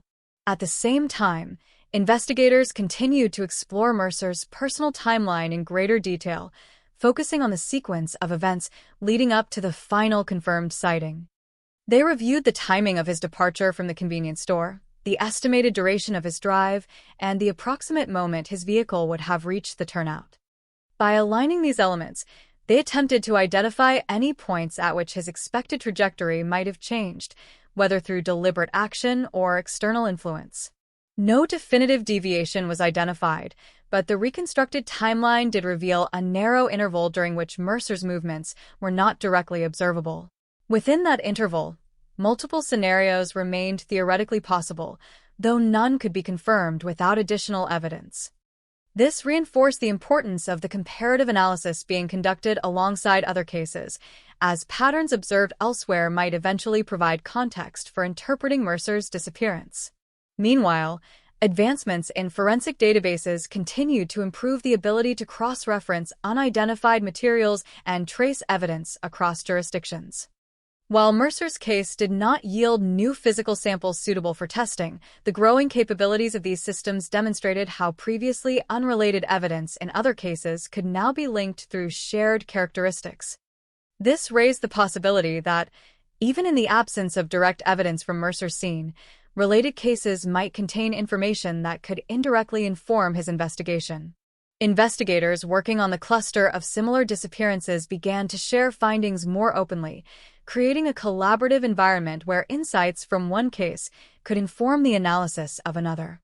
Within this network of shared information, Mercer's case was periodically referenced as a point of comparison, particularly when discussing the challenges associated with cases that involve minimal physical evidence and limited witness accounts. Despite these collaborative efforts, no singular pattern emerged that could definitively explain all of the cases within the cluster, including Mercer's. However, the act of comparing them side by side did produce a more refined understanding of the conditions under which such disappearances occurred, highlighting the role of environment, timing, and opportunity as recurring factors that, when combined, could create scenarios that resist traditional investigative resolution. As investigators continued to explore these connections, attention gradually shifted toward identifying whether any overlapping elements could point to a common behavioral profile among individuals involved in similar cases, not necessarily as victims, but as potential contributors to the circumstances surrounding their disappearances. This line of inquiry remained cautious and speculative, but it represented a significant expansion in how cold cases were being analyzed, moving from isolated reconstruction toward broader behavioral modeling. Mercer's case, while still lacking a direct breakthrough, remained an integral part of this evolving analytical landscape. Each comparison, each revisited timeline, and each newly identified similarity contributed incrementally to a more comprehensive understanding of how his disappearance fit within a wider context of unresolved incidents.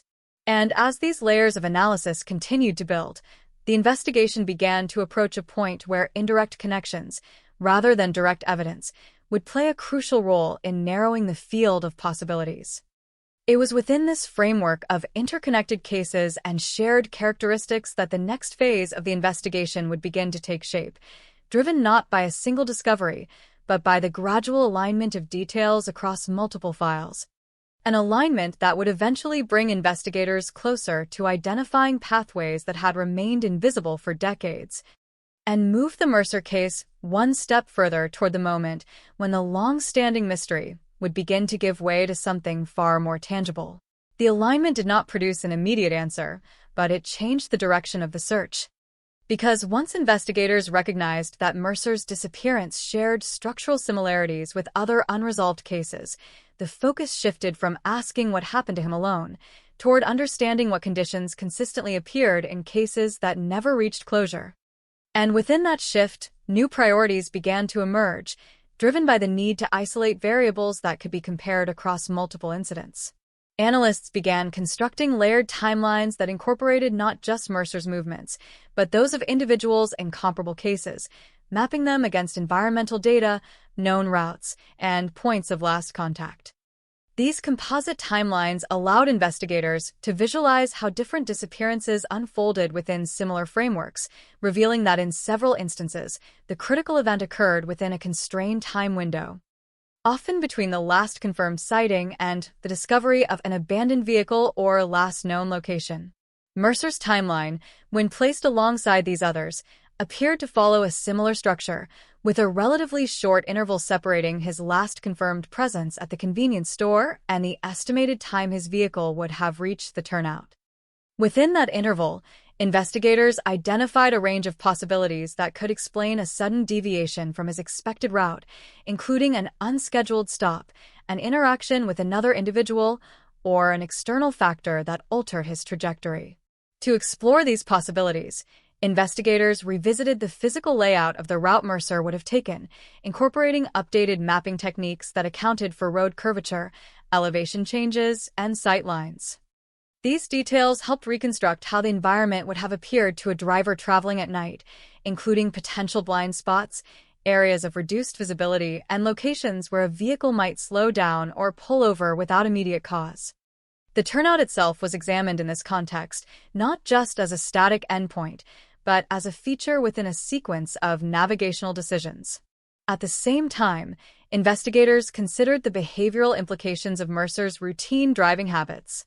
While no explicit records detailed his exact driving patterns, general assumptions were made based on familiarity with similar individuals and common commuting behaviors.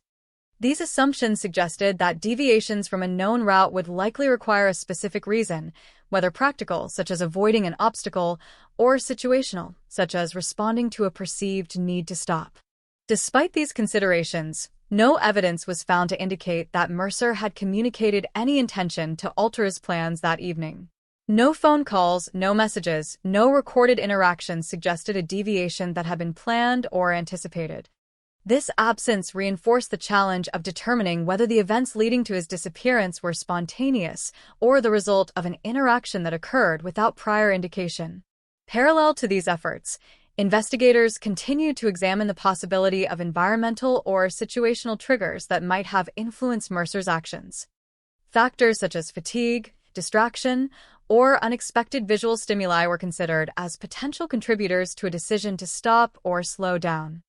While these factors could not be confirmed in Mercer's case, they were consistent with scenarios observed in other investigations where brief, unrecorded moments led to significant changes in outcome. The comparative analysis of similar cases also highlighted the role of timing precision in reconstructing events. In many instances, the exact moment of last contact was not recorded with absolute certainty, leaving a margin of error that could encompass several minutes or more. Within that margin, multiple scenarios could unfold without leaving behind clear evidence. Mercer's case exhibited a similar limitation, with estimates rather than precise timestamps defining the critical window of activity. Investigators working across jurisdictions began to document these margins more systematically, recognizing that even small adjustments in estimated timing could alter the interpretation of a case. In Mercer's situation, this meant that the interval between his last confirmed sighting and the discovery of his vehicle remained a key focal point, not because it contained answers, but because it represented the only segment of the timeline where unobserved events could have occurred. As the investigation continued to incorporate insights from related cases, attention also turned to the possibility of repeated environmental factors influencing outcomes. Certain locations, particularly rural stretches with limited visibility and low traffic density, appeared more frequently in cases involving abandoned vehicles and missing persons. While this did not imply causation, it suggested that specific environmental conditions may increase the likelihood of events going unnoticed or unreported. Mercer's disappearance, occurring in a similar setting, reinforced this observation. The turnout where his vehicle was found provided a space where activity could occur with minimal external observation, especially during nighttime hours. Investigators considered whether such locations might unintentionally serve as convergence points for interactions that remain undocumented due to their low visibility and infrequent monitoring. Despite these insights, the investigation remained constrained by the absence of direct evidence linking Mercer's disappearance to any specific individual or event. No additional witnesses came forward with definitive information, and no physical traces were recovered that could be conclusively tied to an external cause. As a result, each theory continued to exist within a range of possibility rather than certainty. However, the The growing body of comparative data across similar cases began to influence how investigators framed their understanding of Mercer's disappearance. Rather than viewing it as an isolated mystery, they began to interpret it as part of a broader category of incidents that share common structural elements, even if the underlying causes differ. This perspective did not resolve the case, but it provided a more organized framework within which to evaluate its unresolved status. Internal reviews of the case increasingly reflected this broader approach, incorporating references to analogous incidents and highlighting shared characteristics that could inform future analysis.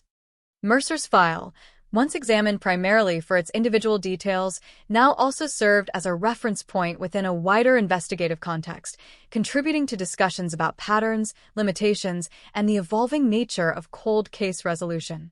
As these discussions continued, investigators acknowledged that while comparative analysis could reveal patterns, it could not replace the need for direct evidence in establishing definitive conclusions.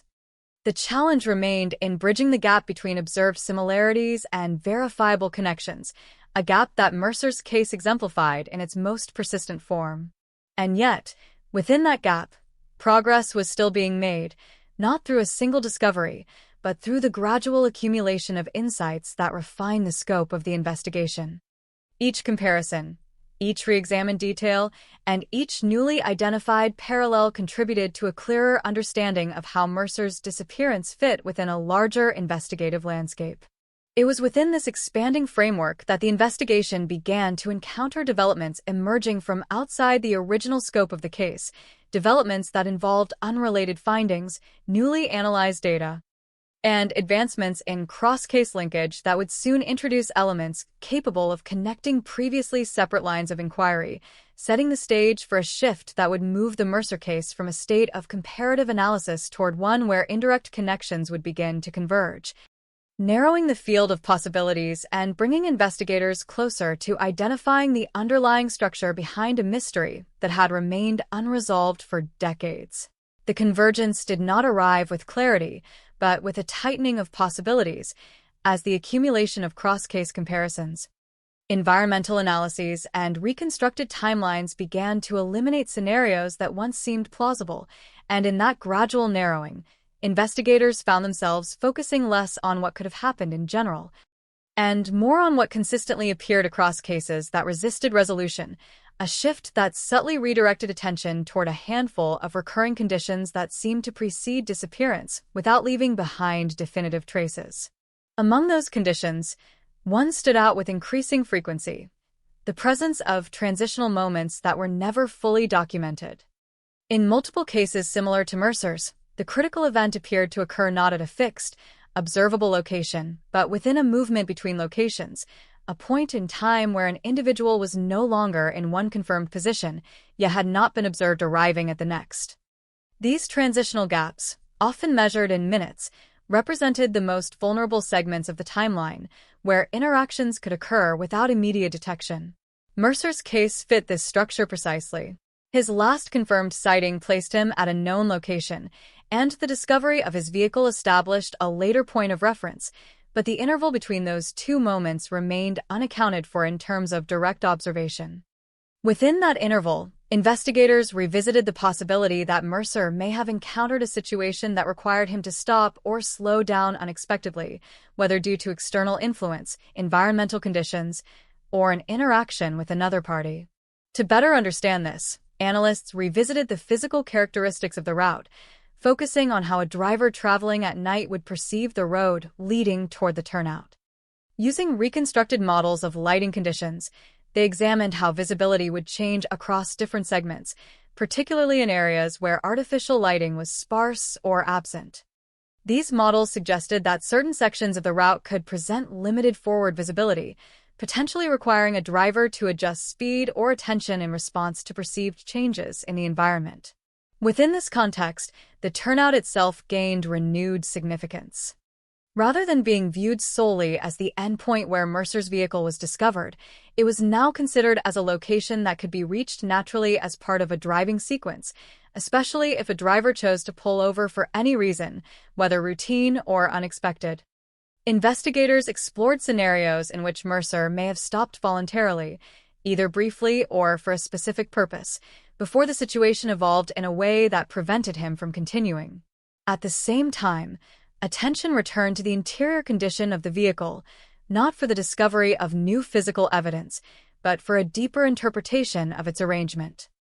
Investigators considered whether the positioning of items within the car could suggest movement that occurred prior to its abandonment. While no definitive conclusions could be drawn, the configuration of the interior was examined alongside behavioral assumptions, attempting to determine whether the scene reflected a moment of calm departure, interruption, or rapid exit. The absence of visible damage or disturbance continued to limit the ability to draw firm conclusions, but it also reinforced the possibility that whatever occurred may not have involved a prolonged or physically confrontational event at the vehicle itself. This led investigators to consider whether the critical moment may have taken place outside the vehicle or in a context that did not leave behind obvious traces within the interior. As comparative analysis expanded further, investigators identified that several similar cases involved a lack of immediate evidence at the location where a vehicle was found, suggesting that the defining event may have occurred either prior to arrival at the final location or in a manner that did not produce lasting physical indicators. Mercer's case aligned with this pattern, as no signs of struggle or disturbance were identified at the turnout itself. This observation prompted a renewed focus on the possibility that Mercer's disappearance may have involved a sequence of events that began before the vehicle reached its final position. Investigators considered whether an interaction, interruption, or unforeseen circumstance could have influenced the trajectory of the vehicle in a way that ultimately led to its abandonment. While no evidence confirmed such a sequence, the structure of the timeline allowed for its possibility within the available margins of uncertainty. At the same time, investigators continued to examine whether any external parties might have had incidental or indirect involvement in the events surrounding Mercer's disappearance.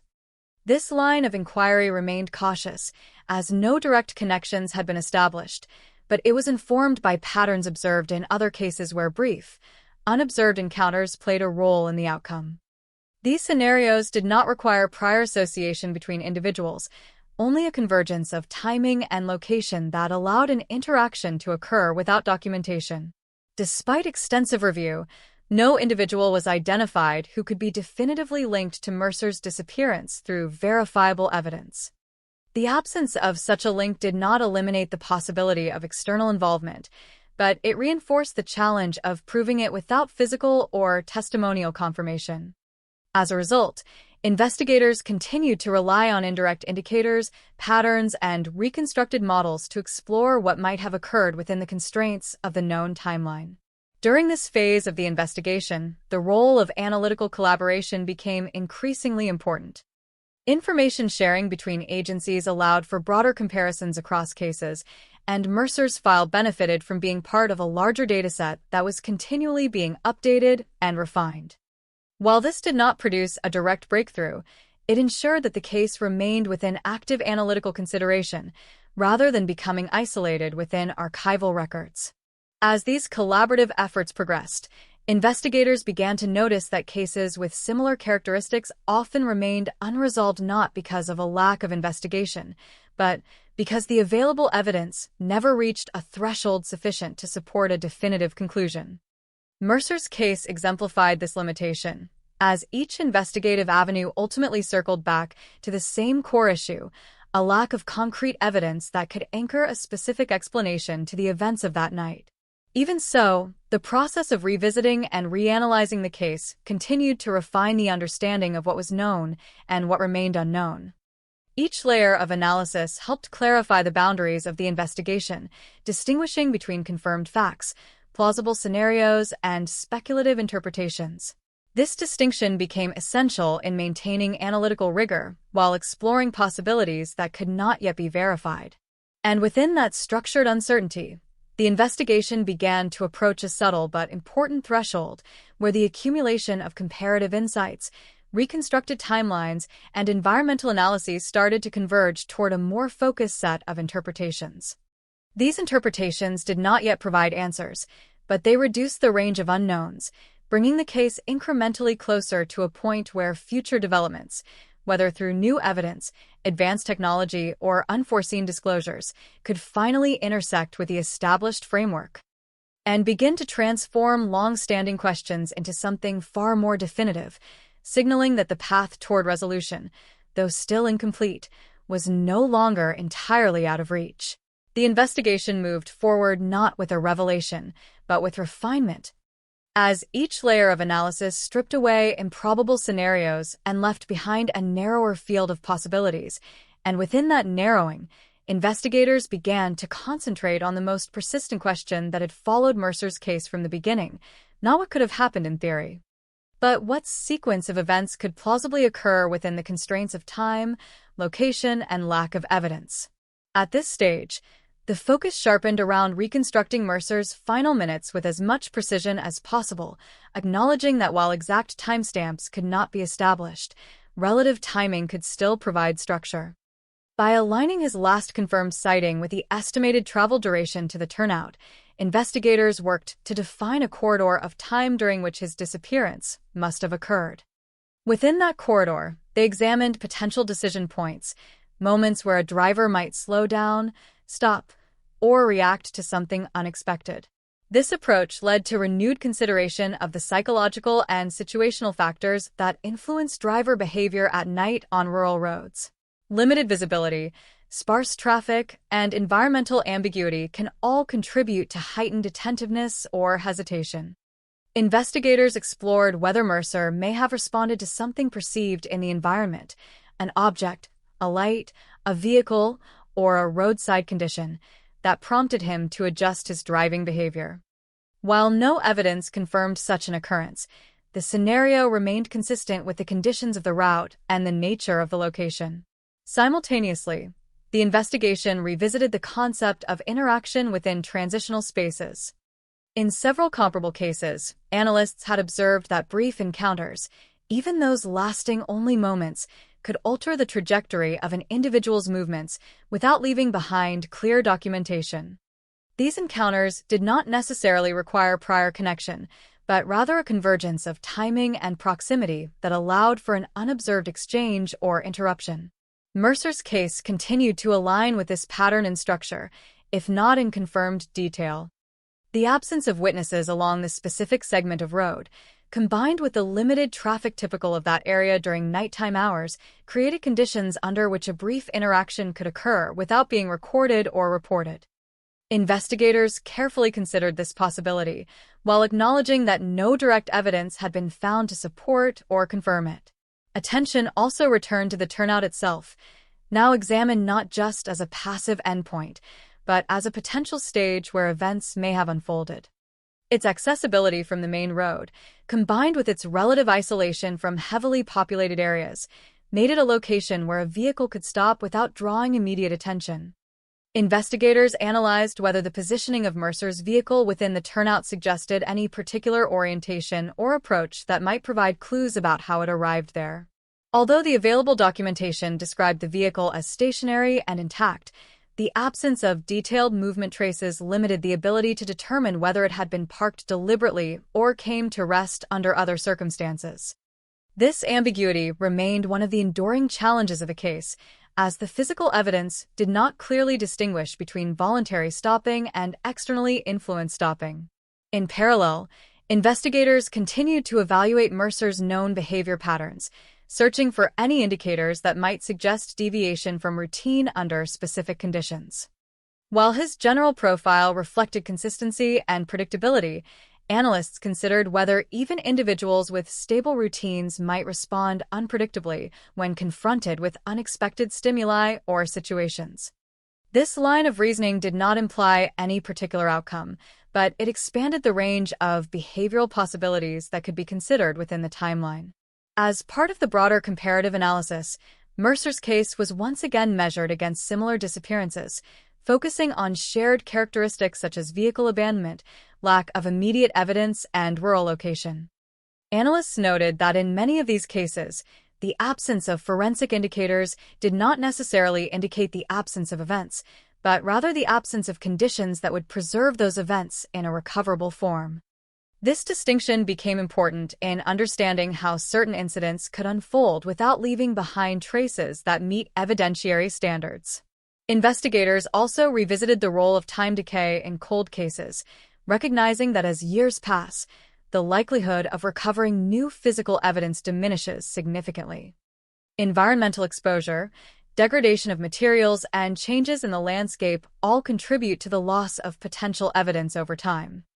In Mercer's case, this meant that any material evidence that might have existed at the scene was unlikely to be recoverable decades later, reinforcing the importance of earlier investigative documentation. Despite these limitations, the continued reassessment of the case allowed investigators to refine their understanding of what was possible within the known parameters. By eliminating scenarios that required conditions not supported by the available data, they were able to focus on a smaller set of plausible explanations, even if none could be definitively proven. This process did not resolve the case, but it clarified its boundaries, providing a more structured framework for future analysis. Within this framework, the idea of convergence began to take on greater significance. As multiple lines of inquiry, timeline reconstruction, environmental analysis, behavioral assessment, and comparative case review began to align, investigators found that certain scenarios consistently satisfied more of the known conditions than others. These scenarios did not provide answers in themselves, but they represented the most coherent interpretations of the available evidence. Mercer's disappearance, when viewed through this lens, appeared less as an isolated anomaly and more as a case that fit within a recognizable pattern of unresolved incidents characterized by transitional gaps, limited observation, and the absence of physical traces. This perspective did not diminish the uniqueness of his case, but it placed it within a broader investigative context that helped guide ongoing analysis. Even with this refined understanding, the central mystery remained intact. No new witness accounts had emerged with definitive clarity, no forensic breakthroughs had been achieved, and no individual had been identified as directly responsible for the events surrounding Mercer's disappearance. The case continued to resist closure, not because it lacked attention, but because it lacked the kind of evidence that could transform interpretation into confirmation. And yet, beneath the surface of this persistent uncertainty, the investigation had reached a point where its internal structure was more defined than ever before.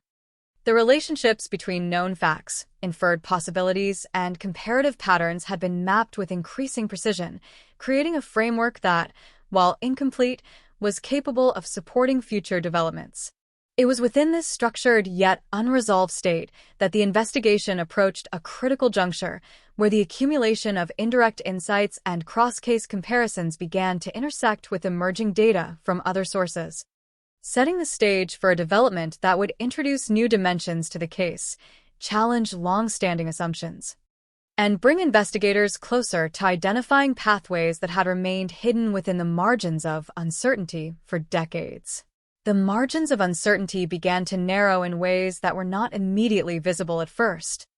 As investigators revisited previously unrelated datasets and began to identify intersections that had gone unnoticed during earlier phases of the investigation, and within those intersections, the Mercer case started to reappear, not as an isolated file, but as part of a broader analytical pattern that connected multiple cold cases through shared structural elements rather than direct evidence. This shift was driven by improvements in cross-referencing systems that allowed analysts to compare large volumes of case data simultaneously, identifying similarities in location types, timing gaps, and disappearance circumstances.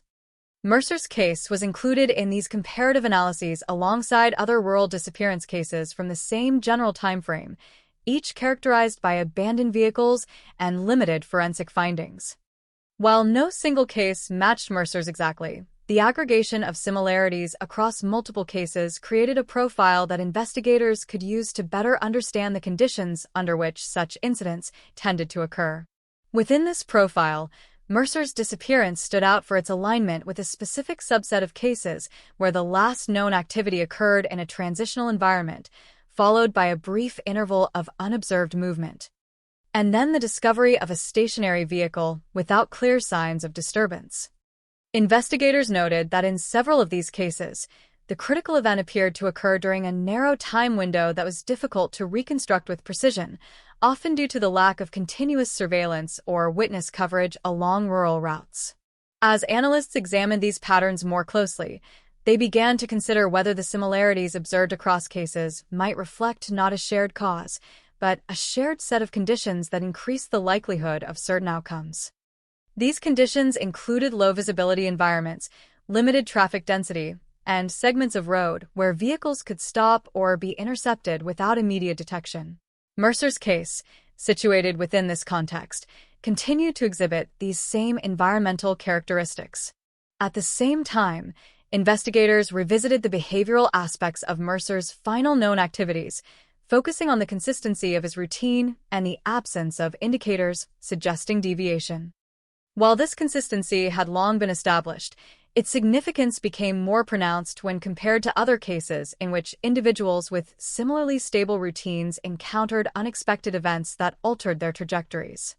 This comparison did not imply a shared outcome, but it highlighted how routine behavior can intersect with unpredictable circumstances in ways that are not always reflected in available records. Attention also returned to the concept of unobserved transitions, the intervals between confirmed points in a timeline where activity cannot be directly verified. In Mercer's case, this interval remained the central unknown, representing the period during which his disappearance must have occurred. Investigators examined this gap with increasing precision, attempting to determine whether any portion of it could be further constrained through indirect evidence, such as travel estimates, environmental conditions, or known patterns of traffic flow along the route. Despite these efforts, the interval remained only partially defined, with a range that allowed for multiple interpretations.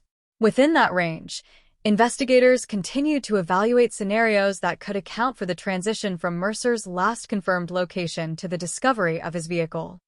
These scenarios included the possibility of a stop initiated by Mercer, an interaction with another party, or an external factor that influenced his movement in a way that led to the abandonment of the vehicle. While no new physical evidence emerged to support any of these scenarios, the continued refinement of comparative analysis helped eliminate those that were inconsistent with the broader set of observed patterns across similar cases. This process did not identify a definitive cause, but it reduced the number of plausible explanations to a smaller, more focused subset that aligned with both Mercer's timeline and the environmental context of his disappearance. Meanwhile, developments in investigative collaboration continued to enhance the ability of agencies to share and analyze information across jurisdictions. Data integration allowed for more efficient comparison of case files, enabling investigators to identify recurring themes and structural similarities that might otherwise remain isolated within individual investigations. Mercer's case benefited from this integration, as it remained accessible to analysts who could incorporate it into ongoing studies of cold cases with similar characteristics.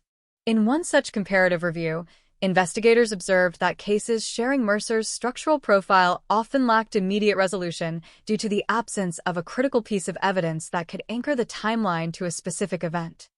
Without that anchor, the reconstruction of events remained dependent on inference rather than confirmation.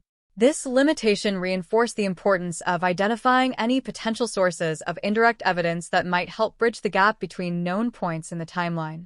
Although Mercer's case did not produce new direct evidence, the process of revisiting it within this broader analytical framework contributed to a deeper understanding of how similar cases might be approached in the future. It also highlighted the importance of preserving detailed records, maintaining consistent documentation practices, and ensuring that even minor observations are recorded in a way that allows for future reinterpretation as investigative methods evolve. As the investigation continued to incorporate insights from related cases, a subtle but important realization began to take shape, while each individual case remained unresolved on its own. The collective analysis of multiple cases revealed patterns that could inform broader investigative strategies. Mercer's disappearance, when viewed alongside these patterns, appeared to conform to a structural model that emphasized transitional gaps, environmental conditions, and the absence of observable evidence during critical intervals. This model did not provide answers specific to Mercer, but it helped contextualize his case within a wider framework of similar incidents, offering a more organized way to approach its remaining uncertainties. Investigators acknowledged that while this perspective did not resolve the case, it represented a meaningful step toward understanding the types of conditions under which such disappearances occur.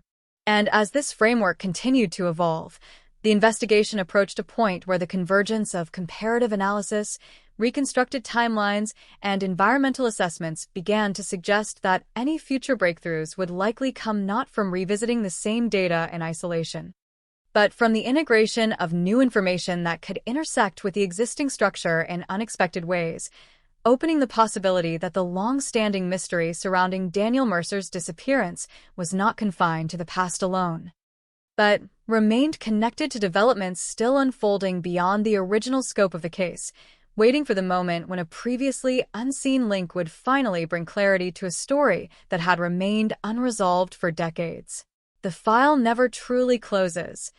Not when the absence it documents still carries weight, not when every revisited detail continues to resist a definitive endpoint, and in the case of Daniel Mercer, the decades that followed did not erase the mystery, they refined it, shaped it, and ultimately exposed the contours of something that investigators had circled for years without fully capturing, a disappearance that, when viewed through the lens of accumulated analysis, appeared less like a single moment lost to time, and more like a sequence of events that unfolded within a narrow, unobserved corridor where the usual tools of reconstruction could only reach so far. By the time the case reached its later stages of review, investigators were no longer asking whether Mercer had been seen again. That question had long been answered in the negative. Instead, they focused on what could be reliably established about the transition from his last confirmed location to the point where his vehicle was discovered, and within that transition, they examined how environmental factors, timing constraints, and the absence of witnesses converged to create a scenario in which multiple possibilities could exist without leaving behind the kind of evidence required for definitive conclusions. The consistency of Mercer's known behavior remained one of the most defining elements of the case, reinforcing the understanding that his disappearance did not align with patterns typically associated with voluntary absence. His routine, documented interactions, and lack of preparatory indicators all pointed toward a trajectory that was interrupted rather than redirected by choice. Yet without physical evidence or verified testimony, that interruption could not be attributed to any specific cause with certainty. Investigators continued to evaluate the vehicle as the central physical anchor of the case, recognizing that while it did not contain overt signs of struggle or damage, its presence at the turnout still represented a critical endpoint in the timeline. The positioning of the vehicle, combined with its intact condition, suggested that whatever occurred did not leave behind visible disruption at the scene itself, a factor that aligned with broader patterns observed in similar cases where events transpired either outside the vehicle or in a manner that did not produce lasting trace evidence. As comparative analysis across multiple cold cases matured, Mercer's disappearance became part of a reference group used to study unresolved incidents characterized by similar structural elements. Within this group, investigators observed that resolution often depended on the emergence of new information rather than reinterpretation of existing records alone. This did not diminish the value of the original investigation, but it underscored the limitations inherent in cases where the initial evidence does not meet the threshold required for conclusive determination. Over time, the investigative narrative surrounding Mercer's case shifted from one centered on finding a singular answer to one focused on understanding the boundaries within which that answer would have to exist. These boundaries were defined by the known facts: the last confirmed sighting, the location of the vehicle, the absence of physical evidence, and the lack of corroborated witness accounts that could bridge the gap between those points. Within those boundaries, investigators identified a range of scenarios that remained plausible, even if none could be confirmed. The emotional dimension of the case persisted alongside the analytical one, as the passage of years did not diminish the absence experienced by those connected to Mercer. For them, the case was not a data point or a file within a system, but an unresolved reality that continued to shape their understanding of what had happened and what had not been explained. Public attention, while intermittent, occasionally brought renewed awareness, reminding the broader community that some cases remain open not because they are neglected, but because they have yet to yield the evidence required for closure. In the end, the investigation of Daniel Mercer's disappearance became less about identifying a single moment of truth and more about recognizing the complexity of reconstructing events that leave no clear trace. The convergence of comparative analysis, environmental assessment, and timeline reconstruction did not produce a definitive resolution, but it did establish a clearer picture of the conditions under which the disappearance occurred and the factors that contributed to its enduring ambiguity. The unanswered questions remain anchored to that October night in Michigan, to a vehicle discovered in stillness, to a route that should have been completed but was not, and to a sequence of moments that unfolded outside the reach of observation. Despite decades of review, refinement, and analysis, those moments continue to resist full reconstruction, existing instead as a narrow interval within which the unknown persists. And so the case stands, not as a closed chapter, but as a carefully documented absence, one that has been examined from multiple angles, compared across patterns, and revisited through evolving methods, yet still defined by the same fundamental limitation: the lack of a final piece that would transform interpretation into certainty. In that absence, the story of Daniel Mercer does not conclude with resolution, but with a lingering presence in the investigative record, a reminder that even with the passage of time and the advancement of technology, some mysteries remain suspended between what is known and what can only be inferred, leaving behind a quiet but enduring question that continues to echo through the years, unresolved, and still waiting for the moment when the truth, if it emerges at all, finally aligns with the evidence that has long been just out of reach. Even after years of silence, the case refused to remain static, because every so often, a fragment of something new would surface, not enough to rewrite the story, but enough to reopen lines of inquiry that had long been set aside. And in those moments, investigators would return once more to the familiar details of Mercer's disappearance, not expecting answers, but searching for anything that might shift the balance of what was known. In one of these later reviews, attention was drawn back to previously archived notes that had not been fully contextualized during earlier phases of the investigation. These notes contained references to minor inconsistencies in early witness statements, not contradictions strong enough to invalidate the accounts, but variations in perception that, when viewed collectively, suggested the possibility that multiple observers may have interpreted the same environment differently under low-light conditions. While this did not introduce new evidence, it reinforced the understanding that human perception itself can be an unreliable variable in reconstructing events that occur at night in rural settings. Investigators revisited the possibility that Mercer's vehicle may have been observed by individuals whose accounts were never formally recorded or who did not recognize the significance of what they saw at the time. In many cold cases, such missed observations become relevant only in hindsight, when a later connection reveals that an otherwise ordinary sighting may have occurred during a critical window. In Mercer's case, however, no additional witnesses came forward with sufficiently detailed or verifiable information to alter the established timeline. At the same time, the evolution of analytical tools allowed investigators to re-examine the case using more structured forms of scenario modeling. These models attempted to simulate how different sequences of events could align with the known facts, testing variables such as timing, movement, and environmental constraints against the limited dataset available. Through this process, investigators were able to identify which scenarios remained consistent with all known conditions and which required assumptions that could not be supported by evidence. One consistent outcome of these simulations was the reinforcement of the transitional gap as the critical zone of uncertainty. Within that gap, Mercer's disappearance could have unfolded in multiple ways without leaving behind definitive traces. Whether the sequence involved an unexpected stop, an encounter with another individual, or an event that occurred outside the immediate vicinity of the vehicle, the lack of observable evidence meant that each possibility remained theoretically viable, even if none could be confirmed. Investigators also considered the implications of time elapsed since the original event.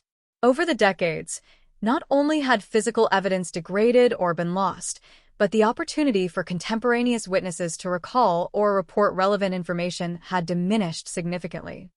Memories fade, details become less precise, and the likelihood of recovering accurate recollections decreases as time passes.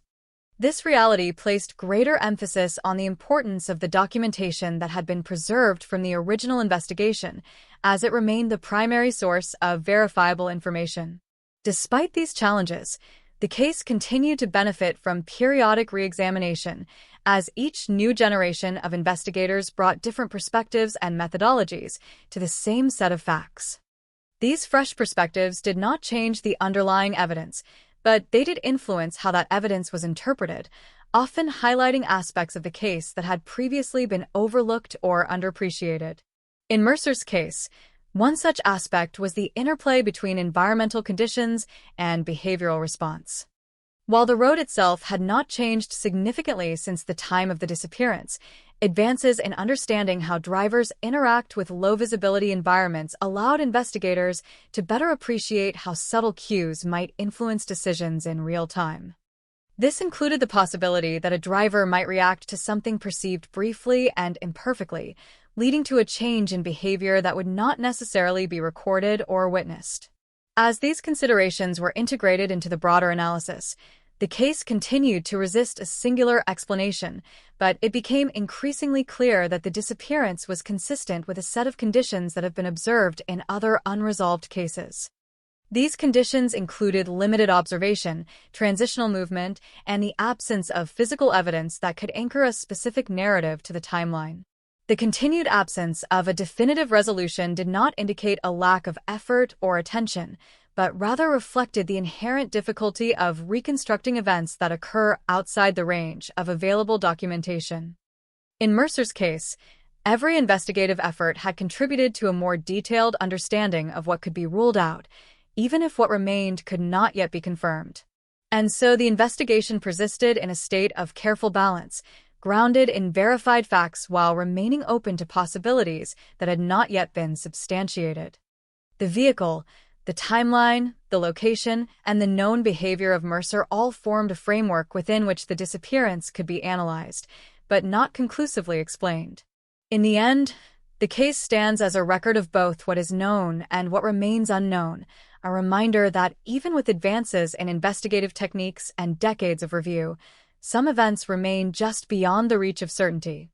The questions surrounding Mercer's disappearance continue to exist within that space between evidence and interpretation, where each new analysis brings clarity to the structure of the mystery, but not yet to its resolution.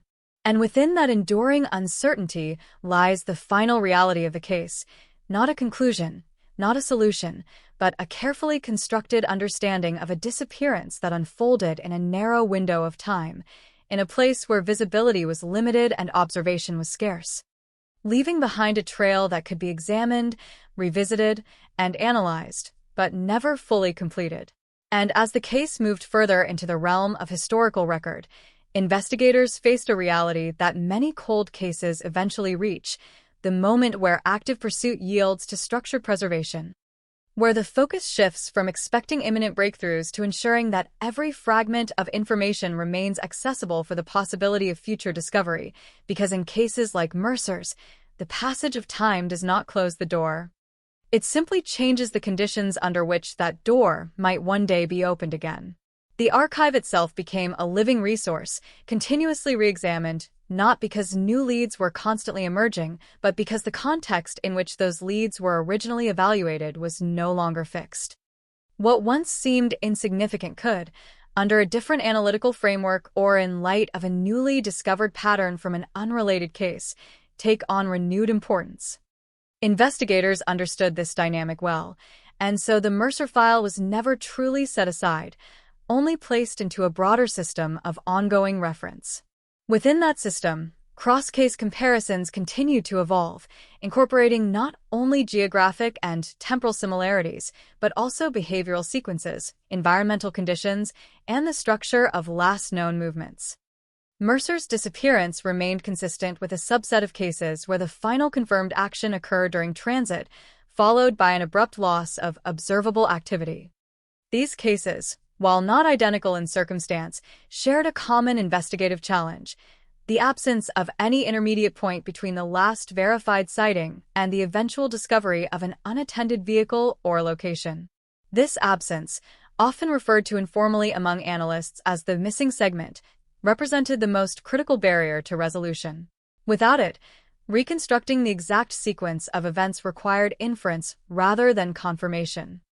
In Mercer's case, that missing segment remained intact, untouched by time in the sense that no new direct evidence had emerged to illuminate it, and yet continuously examined through every available methodological lens.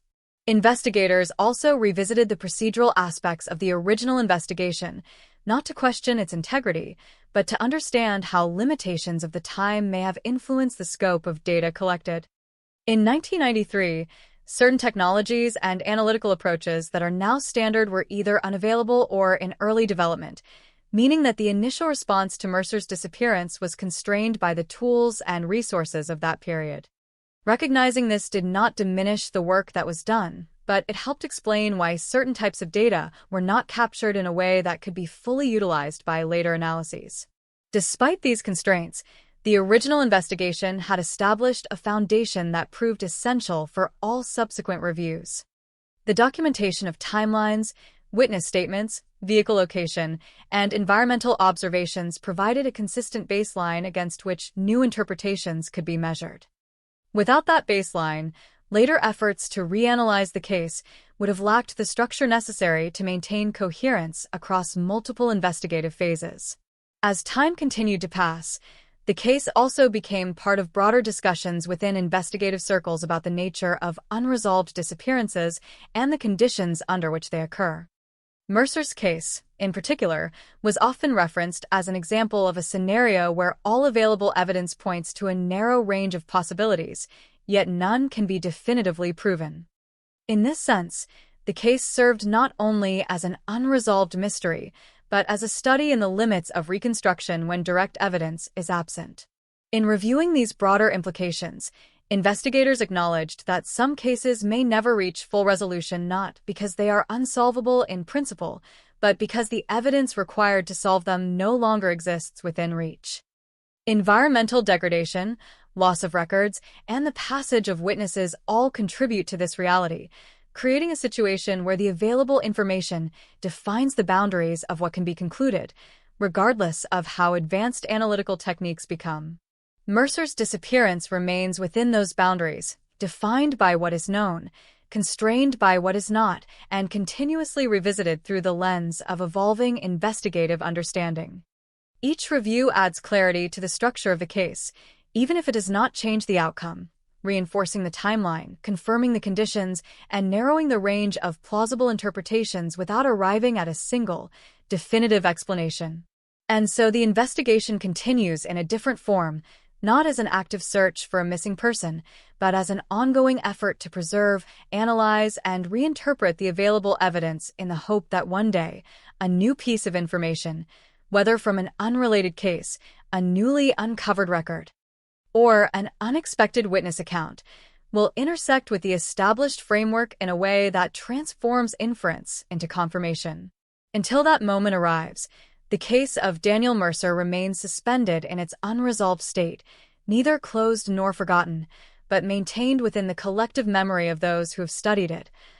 A reminder that even after decades of scrutiny, some disappearances resist final answers, existing instead as enduring questions that continue to challenge the limits of what can be known, and leaving behind a silence that, despite all efforts to interpret it, still carries the weight of something that was once present and is now, without explanation, gone.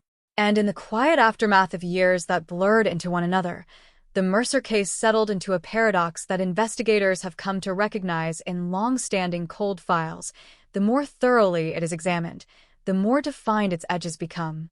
Yet the center, the moment where truth should emerge, remains stubbornly opaque, untouched by time, unchanged by repetition, as if the event itself left no footprint that could survive beyond the instant it occurred. By this stage, the investigation was no longer driven by expectation, but by stewardship. Every document preserved, Every statement archived, every map annotated and re-annotated served a purpose beyond immediate resolution.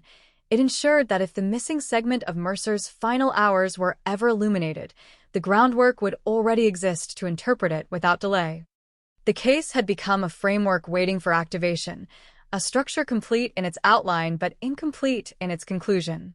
Analysts continued to revisit the timeline with precision, aligning known timestamps, environmental conditions, and documented movements into increasingly refined sequences. Each iteration reduced ambiguity in the surrounding context, yet none could penetrate the central gap where Mercer's activity ceased to be observable. That gap, unchanged since the night of his disappearance, remained the focal point of every reconstruction, the singular space where all hypotheses converged but none could be confirmed. In parallel, broader investigative studies continued to draw on cases like Mercer's to better understand how disappearances occur under similar conditions. These studies emphasized not only what was present in the records, but what was consistently absent: sustained witness coverage, continuous surveillance, or physical evidence that could anchor events with certainty. Mercer's case, when placed within this comparative lens, aligned closely with a category of incidents defined less by their unique features and more by their shared lack of interruption in critical moments. Despite the passage of decades, no definitive breakthrough altered the core facts. The vehicle remained the last tangible point of reference. The route remained the final known path. The time window remained constrained yet unfilled.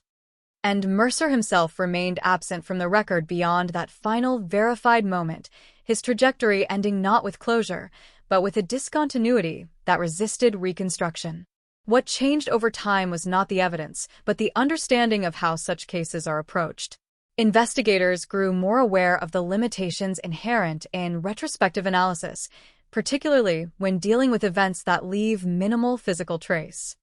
They refined their methods, improved their models, and expanded their comparative databases, but they also accepted that some investigations may never yield a singular answer, only a narrowing field of possibilities that approach, but never reach certainty. In Mercer's case, that narrowing field has been defined as much as possible by the absence of contradictions. No evidence has emerged to disprove the established timeline. No verified account has surfaced to alter the last confirmed sighting. No recovered material has introduced a new variable capable of shifting the interpretation of events. Instead, the case persists in equilibrium, balanced between what is documented and what remains unknown.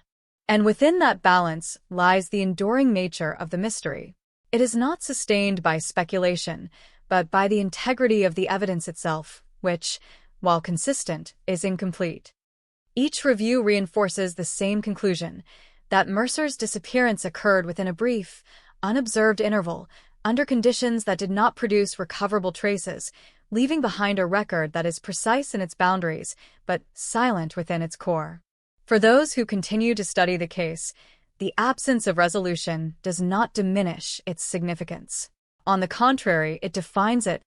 Mercer's disappearance stands as a reminder that even in an era of advancing technology and expanding analytical capability, there remain events that unfold outside the reach of observation, events that enter the record only at their beginning and end, with everything in between left to inference.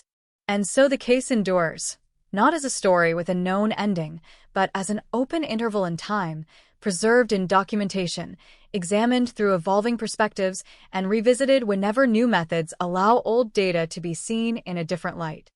It remains a question without an answer, a timeline without a complete sequence, and a disappearance that continues to exist in the space between certainty and absence, waiting, not for closure that time alone can provide, but for the moment when something, somewhere, finally intersects with the past in a way that allows the missing segment to be seen, understood, and at last explained.